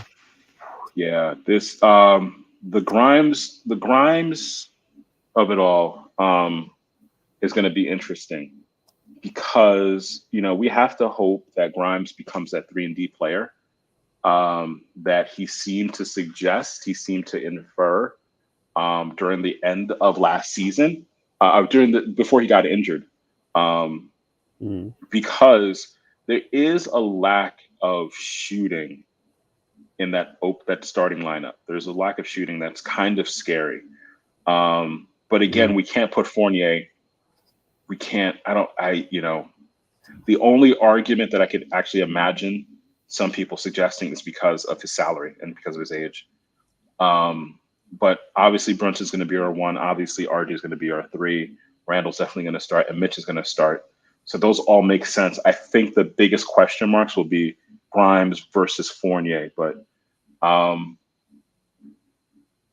don't know. I would probably I agree with almost everything that you're saying in terms of possible rotations. The only other question that I have, though, and this is going to open up a whole can of worms, is Cam. That Cam deal, dude, still doesn't make any sense at this point. If he's going to be the back of your rotation. Yeah, absolutely. In terms of X factor and game, he's unlike, like you see the other wings. He's like, we've got the other wings and then we've got Cam, and he's on a contract year. We gave up an asset to get him. He's tantalizing. People still rank him in the top 3 Knicks young core. And I would prefer long-term RJ to be at the 2. Unfortunately, the way it is, if Cam's out of the rotation, to me, RJ has to be the 3 because he's bigger than Fournier, he's bigger than Grimes and IQ, and we are a little small at the 2 and the 3. We're small at the 1. Yeah, we are. We are. Deuce situational too. That's going to be another key thing all year long. If he's not playing, if he's DNPs, EJ, I would love to see him getting minutes every time in the G League. Just keep growing, keep playing. Yeah, it's the Deuce situation and the Cam situation are very fascinating because it is a question of, okay, why did we make that move? Because it's almost as if that move forced us to make other moves that you kind of make the move not to avoid embarrassment, right? So Cam has to be on the roster if you're the front office because you don't want to admit that it was a mistake trading Kevin Knox plus a draft pick. Really the draft pick. I'm not really talking about Kevin Knox, but using an asset to get rid of Kevin Knox's contract for a player who is at the back of your rotation, particularly because we do have a weird shooting guard and small forward situation now where you kind of have to figure out what is RJ going to be. I think that's what's kind of frustrating about that back of the rotation is what is the future for Cam? And as I mentioned earlier, you gave up an asset and the market has changed in the league. The market for trades, the market in terms of like valuing players has changed just over the course of the year. So, there is no game we can play in terms of asset management. Every piece on your team has to be assets whose values are growing, because again, we've already made a mistake. Clearly the front office has already made a mistake giving away an asset. And now, are you going to further depress the value of Cam as an asset by not giving him minutes? That's what's scary. So almost like you're going to lose twice. You lost a first round pick, and the value of Cam as a tradable asset is also going to be diminished. So it's like that's the part of it that scares me. It just makes more sense to play him. Just get him in the rotation somehow. Yeah, ideally, I would love to move Fournier. That's the number one preference for me. And then Cam's instantly in the rotation. But then he's in a contract year. I agree with quiet money in terms of Cam is a more tradable asset now than not. Mm-hmm. So if we are able to flip Cam and get something back from the Lakers, possibly before the deadline, that would be great. Cam still has interest, but Mm-hmm. I agree with your point that we are mismanaging him in terms of we got him and Tibbs doesn't want to play him, so the front office and the coach isn't in sync. And I get the money business element with Fournier as well. However, with that said, an injury could change everything quickly. Yeah. You know, if a wing's injured, then Cam's automatically in rotation now. But yeah, in terms of size, he's just perfect for a situation where we're small. You know, RJ Barrett at the 3 long term. You know, he's going to have to guard the Jason Tatums, Jaylen Browns. Who's going to guard Kevin Durant? Yeah. Those Who's guarding Giannis? Ingrams. Yeah. I mean, and that's where, like, you know, again, like the fact that we're discussing the rotation, this is why, like, you know, when we were discussing, and Southside, you're right, like who is shooting like that's why we're in a weird position. Like let's just call it what it is. The Knicks are in a weird state right now where we're too good to fully tank, or we're not good enough to really be a contender. And that's what happens with these kinds of teams is that you look at your rosters and your rosters are going to have pieces that are kind of like, okay, what are we doing with this? This doesn't make sense. So, you know, this is not Randall shade. This is not Randall hate or anything like that. But Randall is going to struggle against, like, you know, a Giannis. You know, Randall's going to struggle against a Kevin Durant. You know, RJ is going to struggle guarding a Jason Tatum because of the way the league has kind of evolved. And so that's why I always talk about how roster management is like Jenga. You kind of have to make moves that are in line with the evolution of the league. And so this is one of those questions why, like, all right, what are we going to do with Cam? Why did we give up that asset? Because now we've kind of placed ourselves in a position where our roster doesn't necessarily coincide or match the evolution of the league. Yeah, definitely. And yeah, I agree with the premise that Grimes still got to grow as well. Big year ahead, I think, but we still got to see him do it, you know, with a big role, you know, a bigger role, 6'5" as well. So that's a topic that, you know, is Grimes still a 2 only? Can, you know, 6'5" small to be a 3 in this league? He's still going to get bullied with some bigger guys, you know. And shout out to the chat, everyone coming through and the comments. I love it, and I appreciate your contribution to the convo. And yeah, you're right. It's just fascinating. There's more questions than answers with this roster. Do I think it's good enough to get 42, 43 wins? Absolutely. I think we made upgrades, but this ain't going to be the roster that finishes this season out. Put it that way. Not I think at all. Not at all. there's going to be a move before the season to clear the log jam and create more clarity, or at the deadline. What do you think? Absolutely. There has to, I mean, yeah, because, yeah, there definitely has to be a move. I think that one of the reasons why the move has probably not happened yet is because there has to be a market reset. You know, you'll hear me speak often about how the market is constantly changing. The market isn't stagnant. The market it fluctuates. I was meaning to say this before.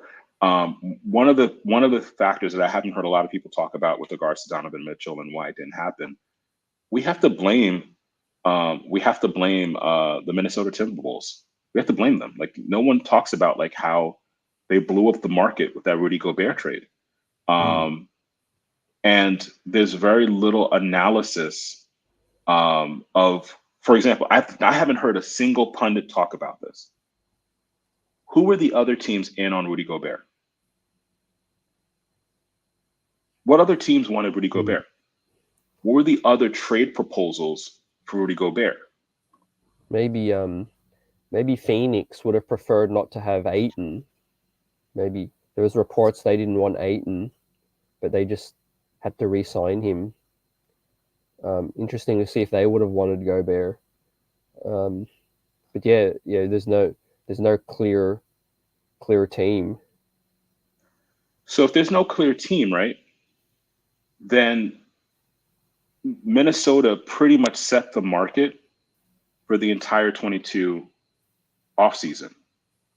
So because of that, like we're now stuck in this weird place. Even KD, sorry to interrupt, even KD couldn't get traded because they didn't like an offer that didn't blow away the Rudy Gobert. And it's like, you can't trade KD for the same thing Gobert exactly got. So I think that's the reason why I needed to make sure we talked about that point, was because it's kind of why, like, we're going into the season and the roster kind of seems like, wait, is this the roster? Is this the final roster?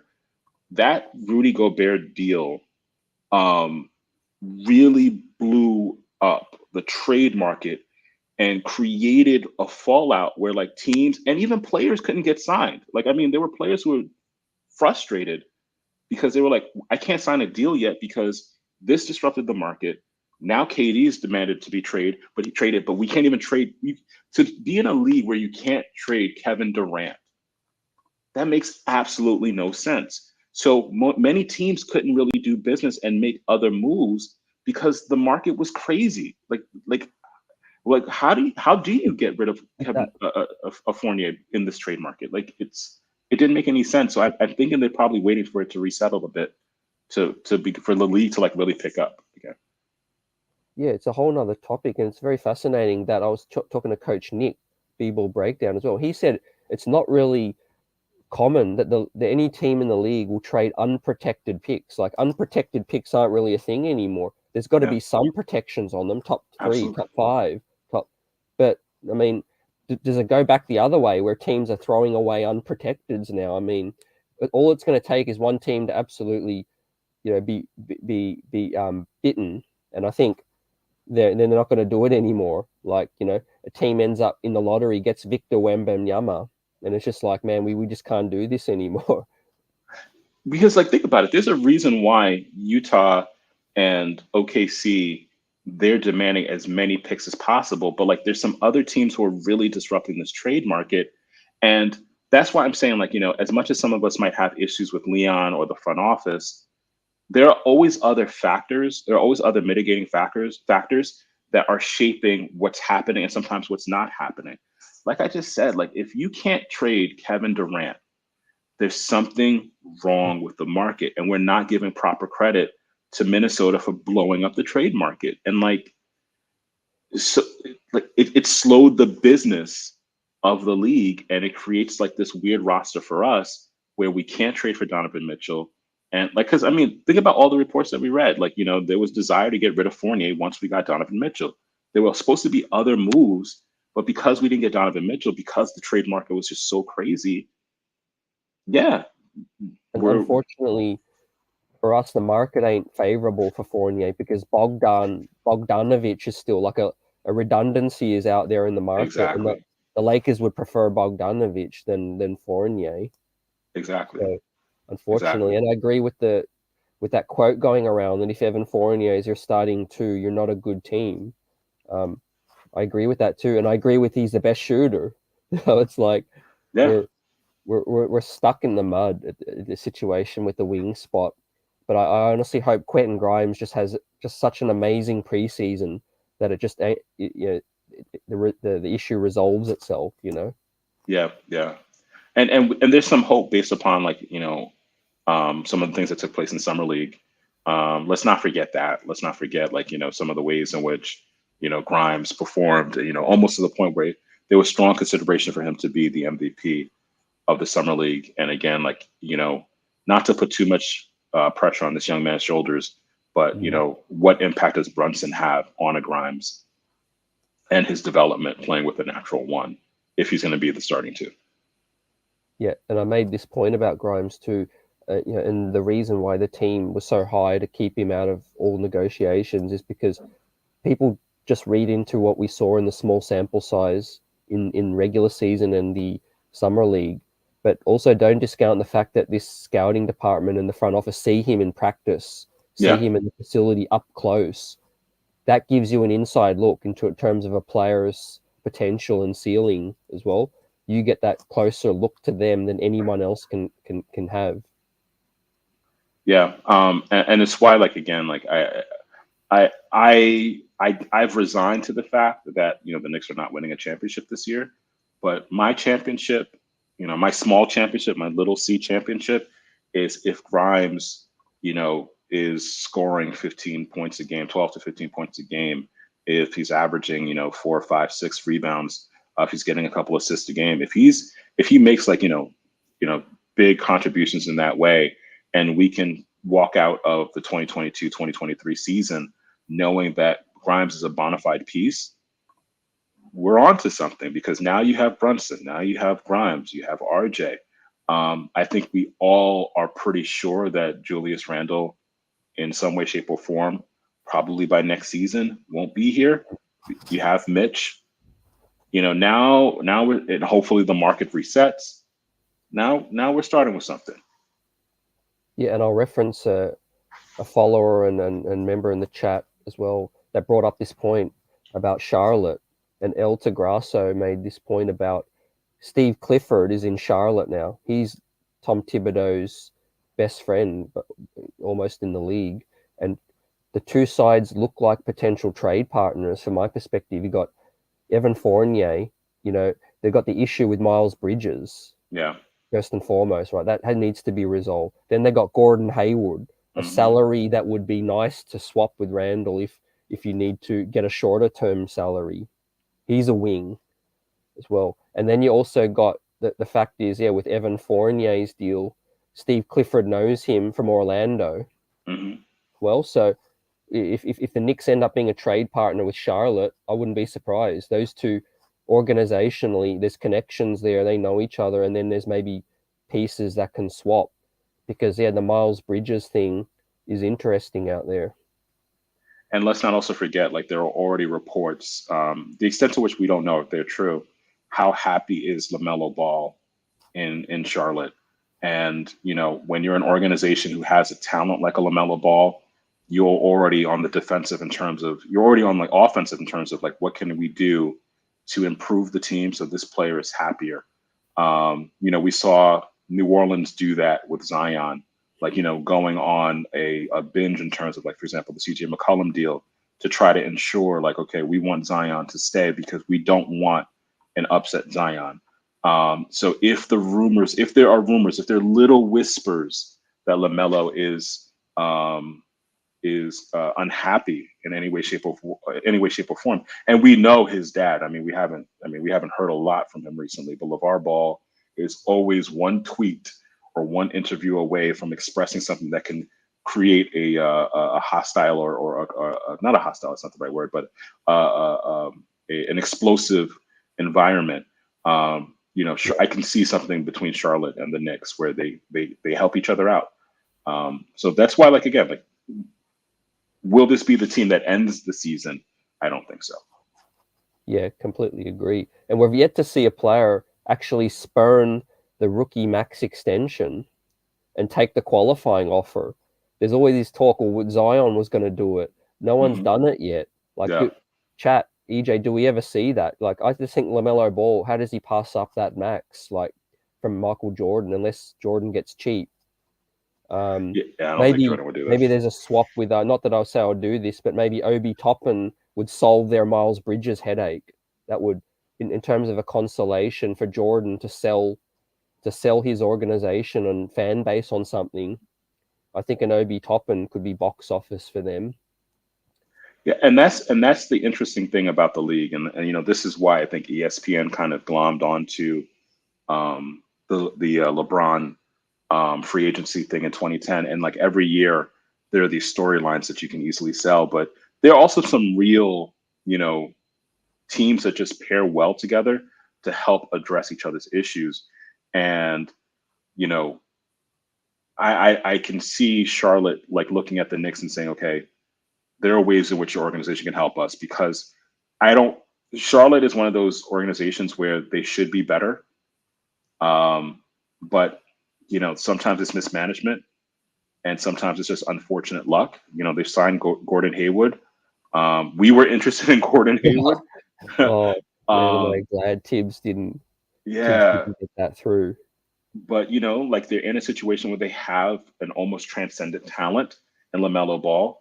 You want to make him happy. You want to make sure that he wants to stay in Charlotte, because otherwise, the last thing you want him to do is to re-sign with that extension and then demand and say, "I want to Yeah. leave."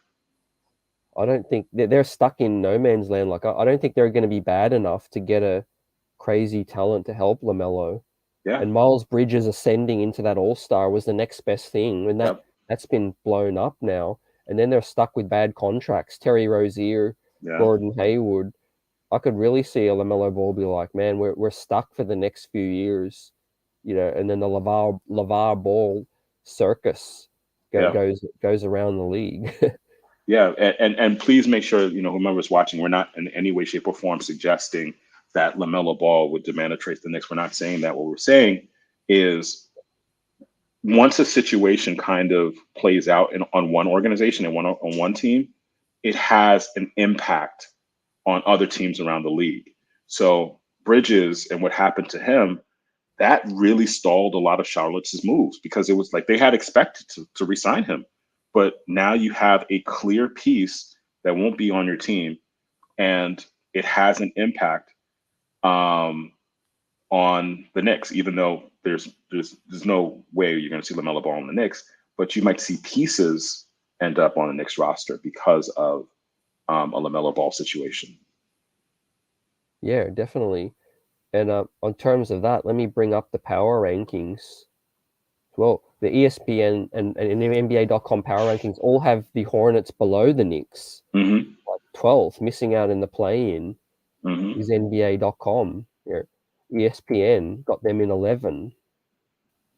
Worse than the Knicks. I'm sure the Miles Bridges thing played a factor, but yeah, that's crazy that NBA.com and ESPN both have the Knicks higher. Like there was only 1 year ago where the talk was, oh, the Charlotte Hornets young talent is crazy good, way Yeah. better than the Knicks. So Yeah. that's an example of how things can change in 1 year. Never get too low or too high, Knicks fans. The narrative can change in the blink of an eye, you know. And Yeah. Charlotte fans were, dare I say, probably giddy about Miles Bridges and the Knicks whiffing on him. And then Mm-hmm. it's like, now what are they thinking? Now they'd probably love to take Evan Fournier and get off of that headache. Yeah, and you're right. Like it only takes like one instance for the dynamic of a conference to change um, rather swiftly. Like if you look at, for example, Charlotte, like if you look at the Wizards, for example, the Wizards are also a weird team, like in terms of having talent, but are you going to remain in that weird position where you have maxed out contracts, but you're not really progressing towards being a real playoff contender?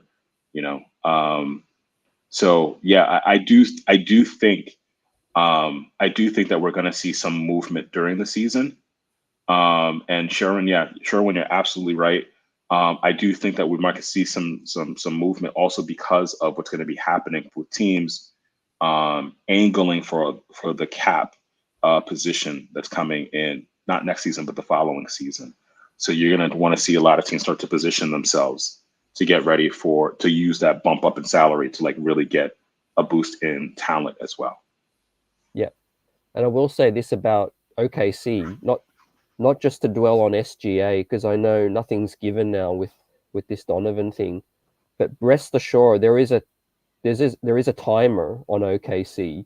They Mm-hmm. got they've got good talent. Those rookie contracts will expire at some point, and some of those players will need to be paid.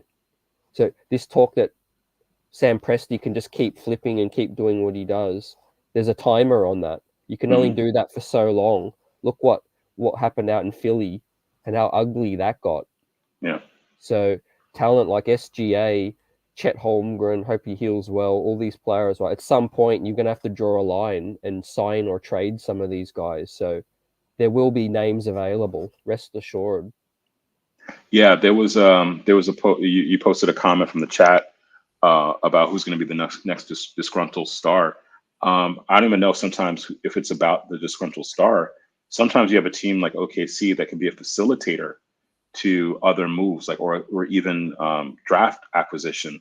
Because if you have, I think the number that Bleacher Report put it as that OKC and Utah might have somewhere in the area of 13 draft picks in the next 5 years. You can't use 13 draft picks if you're OKC in the next 5 years. If Chet Holmgren is going to be like your the anchor of your team, if you're going to have, depending on what happens with SGA, if you're going to draft like potentially a number 1 or a number 2 in this 2023 draft, you can't keep all 13 draft picks. So sometimes it's not just a question of who's the disgruntled star. Can the front office be savvy and find a way to siphon off some assets from that team? Because at some point, like you said, they can't keep all of those picks. And I think that's where you have to really be forward thinking in terms of how to get those draft picks, how to get some of those assets, and to stop stupid moves like trading Kevin Knox and a first-round draft pick for a player you're not playing. Yeah. And nor can the Knicks. I know there's talk about this is a deep roster. We're going to have to either make a decision to clear roster spots because we have potentially the Wizards pick, the Dallas pick, and the Knicks pick in upcoming 2023 NBA draft, right? Well, I don't see us bringing in those 3 picks. So we're going to be back to that situation again to decide whether we open some roster spots as well, consolidate, try and trade up in a draft. We always talk about trading up or trading for another name. Fascinating, EJ, with the draft coming up and these picks that we have now. Yeah, I mean, we've seen a lot of the Brock Aller magic, which is like, I'll trade you 1 pick for 2. I'll trade you 2 picks for 3. I'll trade you 3 picks for 17 later on. But we haven't really seen yet, okay, let's move up. And that's going to be the challenge for the organization, for the front office, is if we're going to be a team that's not going to bottom out, if we're not going to be a team that's going to tank, are there ways that they've already envisioned to get higher draft picks? Are there ways in which, if they can't crack into the top 5, is there a way for you to kind of maneuver your way into a top 8, top 9, top 10 pick? Because again, like I do think that there are going to be teams that are going to be concerned about like their cap management. There are going to be teams that have to make moves because there are but so many roster spots you can have for any team. So it's about the Knicks really deciding what are we going to be, how are we going to move forward. And I would say, and I talked about this last season as well, making it clear to the coach and the front office that you're on the same page. Yes. That's been a frustration of mine for the last year, is that it's sometimes seen as if Tibbs was operating with his own aspirations of what he wanted the organization to look like versus what the front office seemed to be suggesting in terms of what they wanted it to be. Be clear about what you expect this season to be. If it's about development, have it be about development.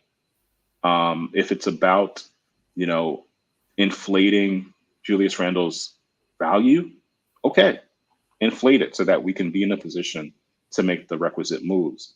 But don't go in with 15 different objectives that conflict with one another.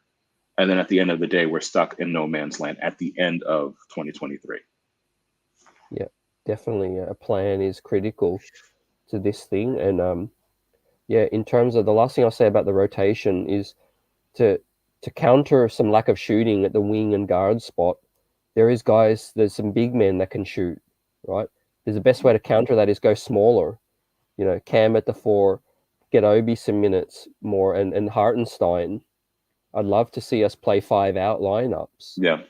Randall and Mitch, like I said, they're tough, great players for us. But in terms of playing 38 plus minutes, like that's going to hurt your spacing as well.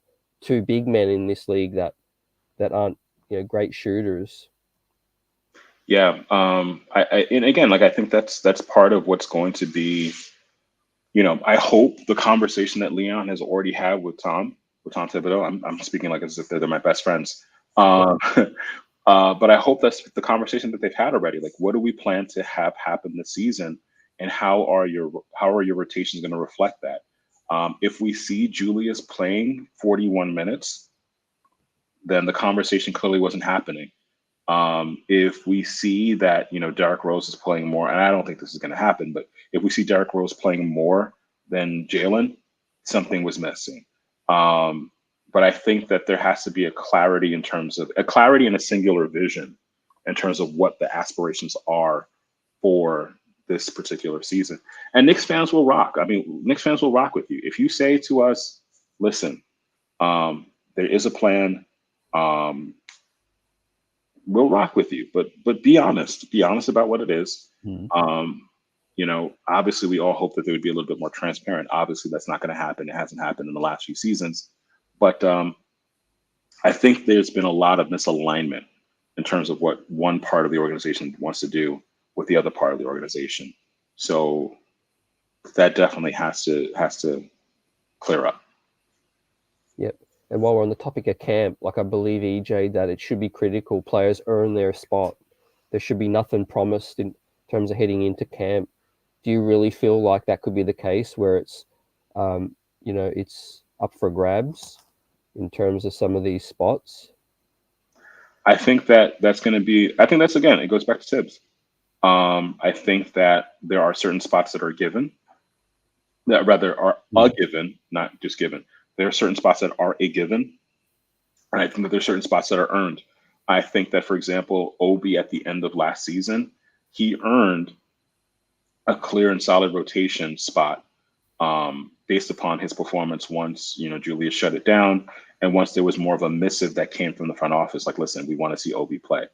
Um, I do think that there are possibilities, like you said before, injuries do happen that sometimes forces an organization's hand. But I do Yeah. think that it begins and ends with Tom Thibodeau in terms of when he goes to bed at night before a game, what's in his heart, what's in his brain in terms of what he wants the outcome to be. If he's not in line with the organization, that's when we start to see it fall apart. Because Cam will be sitting at the end of the bench, and he's a young man. Let's not forget this. He's a young man. This is his career. He has but so long to make enough money to create generational wealth, not just for himself, but for his family. And there's going to come a point where if he doesn't see or it hasn't been clearly articulated what his role in the organization is going to be, he's going to probably have to do what's best for him and for his family, even if it conflicts with what's best with Tom Thibodeau's vision for the Knicks. Yep. Yep. Definitely. And then I got to hit you with the question about wins and over unders. And like I said, there's an amazing draft lottery that awaits the New Yeah, York Knicks, right? yeah, They make the yeah. play in, they make it into the first round. There's success there. It's not be all or end all for me. If we end up back in the Mhm. lottery with 3 picks, that's a great scenario as well. So I'm like, for me personally as a fan, I just want to watch entertaining ball. I want to watch a clear plan. I want to watch players grow, and I'm okay with the outcome. I'm not hedging my bets on a specific outcome this season. I'm going to be mad. It's more at the process that might Mhm. get me mad. Hmm. Do when I was younger, I used to like really stress like the idea of tanking and do everything that you possibly can do to tank. And then I realized like that's not necessarily the best for an organization. You want to make sure that your organization, once you get the talent, you've proven yourself to be capable of developing the talent. Tanking doesn't create the conditions in which you're showing that you can develop talent. Uh, so you know, I think that is it possible for the Knicks to have an average season and it actually be a good thing? Yeah, because if certain players are growing and can become like fundamental parts of your roster in the future, that's a good thing. And it means that even if we draft, like let's say in the teens, and we get a player from that, maybe the organization has built an infrastructure where it's going to actually help develop talent. Let's never Mm. forget, Giannis was a what 15th pick, number 15. How many times have we had the possibility of having the number one draft pick and it doesn't pan out? So like I think there's a little bit of luck even involved in that sometimes we take for granted. Just because we have the worst roster, the worst record, doesn't mean that we're going to end up with the number one draft pick. And just because we end up with the number one draft pick doesn't mean that they're actually going to develop on our team. So like I think that for me, the priority is creating an infrastructure that's healthy, number one, where players want to come to New York and they feel confident in the organization's ability to help them grow as talents and as players. So I don't think that we're gonna, make it into the first round of the playoffs. I do foresee a playing situation, but again, you never Mm. know. Like, what's gonna? I keep on talking about them. But what's gonna happen with Brooklyn? Is Kyrie gonna show up to work? Does that Mm. influence what happens? Does Chris Middleton get injured again? Just those teams. If you know things happen with just those two teams, you're talking about a number 10 seed, possibly up to an 8 seed. So Mm. there are a number of different factors you always have to take consideration. But I do imagine that we'll be in playoff. We'll be in play-in. We'll be in the realm of the play-in with the possibility of being an 8th seed. But I don't foresee it being any higher than that. Yeah, I don't see the Knicks being anywhere near as bad to even be close to the top 5 lottery. I think the direction they've already chosen is to compete, try to win some games. I think we're going to give teams hell on any night Mhm. with this team. We're not going to really get blown out a lot because we have depth, we have some talent on this roster. But yeah, it will be a dogfight in the East to be any better than 7. Around the 11 to 7 range is what I got. Fluctuate between 40, 45 with Yeah. this thing. But development from within is the biggest key. With that said, I'm looking for the players we currently have, one or two of them, to really take us to the next level and grow their game. Whether that's Grimes, RJ, IQ, Obi, Mitch, Cam, if he's here. Yeah, Brunson, I consider a big piece for the future as well. But yeah, to me, it's about just playing well as a team, building that reputation around the league that we're on the right path, pull off a few savvy trades with guys that match the timeline and go from there and adapt, move to where the game's going, get athleticism, get size, get shooting. With that said, you paid Mitch the bag. I want to see a bit more from him, Yeah. if Yeah. or give him the opportunity to shoot a jumper more than just a dribble handoff. Yeah. We can't really have that for the next 4 years. We need to either give him a chance or let him do something else. Yeah. And again, like like you said, it's there's no way we're going to win a championship. There's no way we're going to get to advance to the second round. But Pudge mentioned this. The East is going to be mucky. The East is going to have some teams where you're going to look around and you're going to be like, oof, they're not having a great season. And again, like each team, like again, let's go back to Atlanta from last season. Atlanta 2020-21 versus Atlanta 2021-22. I was shocked. I don't know about you, CT. I was shocked they didn't perform as well as they did the season before. And there's always that possibility of a team that you expect to do really well, one injury, one issue develops, and the East changes. Um, so Mm. how good is Atlanta going to be? How good is Boston going to be? That Danilo Gallinari was that signing was supposed to be a game changer. He goes down for the season. So it can have an impact, even if the Knicks were interested in tanking. You don't control all of the factors. So like another team might have something else that happens and they implode. You never know. Yeah, like you said, every season has a mind of its own, man. Like, yeah, definitely you got to approach day by day with this thing. I know fans love looking ahead, and Yeah. so do front officers, but it's hard to predict things that can go, happen along the way. It's just that it's a process. Well, like Coach Tibbs starts from the beginning. He's like, build habits, build winning habits, and that'll take us to where we need to go. So I'm looking for a fair shake in training camp, and then we just go from there, But well, let's get ready to wrap it up. It's been a great show, chopping up the talking points, heading into camp. We're only 3 weeks away. I'm still excited. I can feel that fresh smell in the air from a brand new season. EJ, I love chatting with you in the chat about it, and then we'll catch up again before the season begins, closer to after media day perhaps, and we can get more feel for some of the questions and the mood around the team. Yeah, definitely. I just want to shout out the chat again. Special shout out to you guys. Thank you for rocking with us. Thank you for helping Knicks Buzz grow. Please, please, please smash the like, smash the subscribe.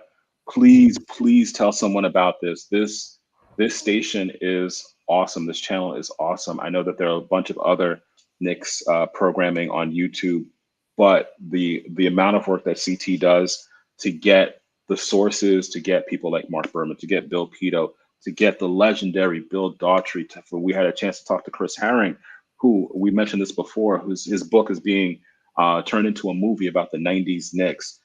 There's some real serious stuff happening on the show. So I'm really going to encourage all of you guys as much as possible. Please hit the like, please hit the subscribe, share this with someone. It helps the algorithm so that Knicks fans know what's happening here. Support our boy CT, who, we're hopefully we can make this thing international. This is an international Knicks family. So CT, I love working with you. I love doing this with you. I love chatting with you. You're my guy. Whenever you want, I'm here, man. Yeah, no, facts. Likewise, fam. And it's going to be an incredibly exciting season, to come. Got plenty of things planned in the works as well. I'm going to work on doing some other different shows, other guests, other panelists, call-in options as well. But yeah, you know what it is. It ends and starts with the New York Knicks, the passion, the love for this thing. There's always great conversations to be had, and I look forward to seeing you again soon. And the chat, you know what it is. Keep the streets buzzing, and I will see you on the next one. Peace.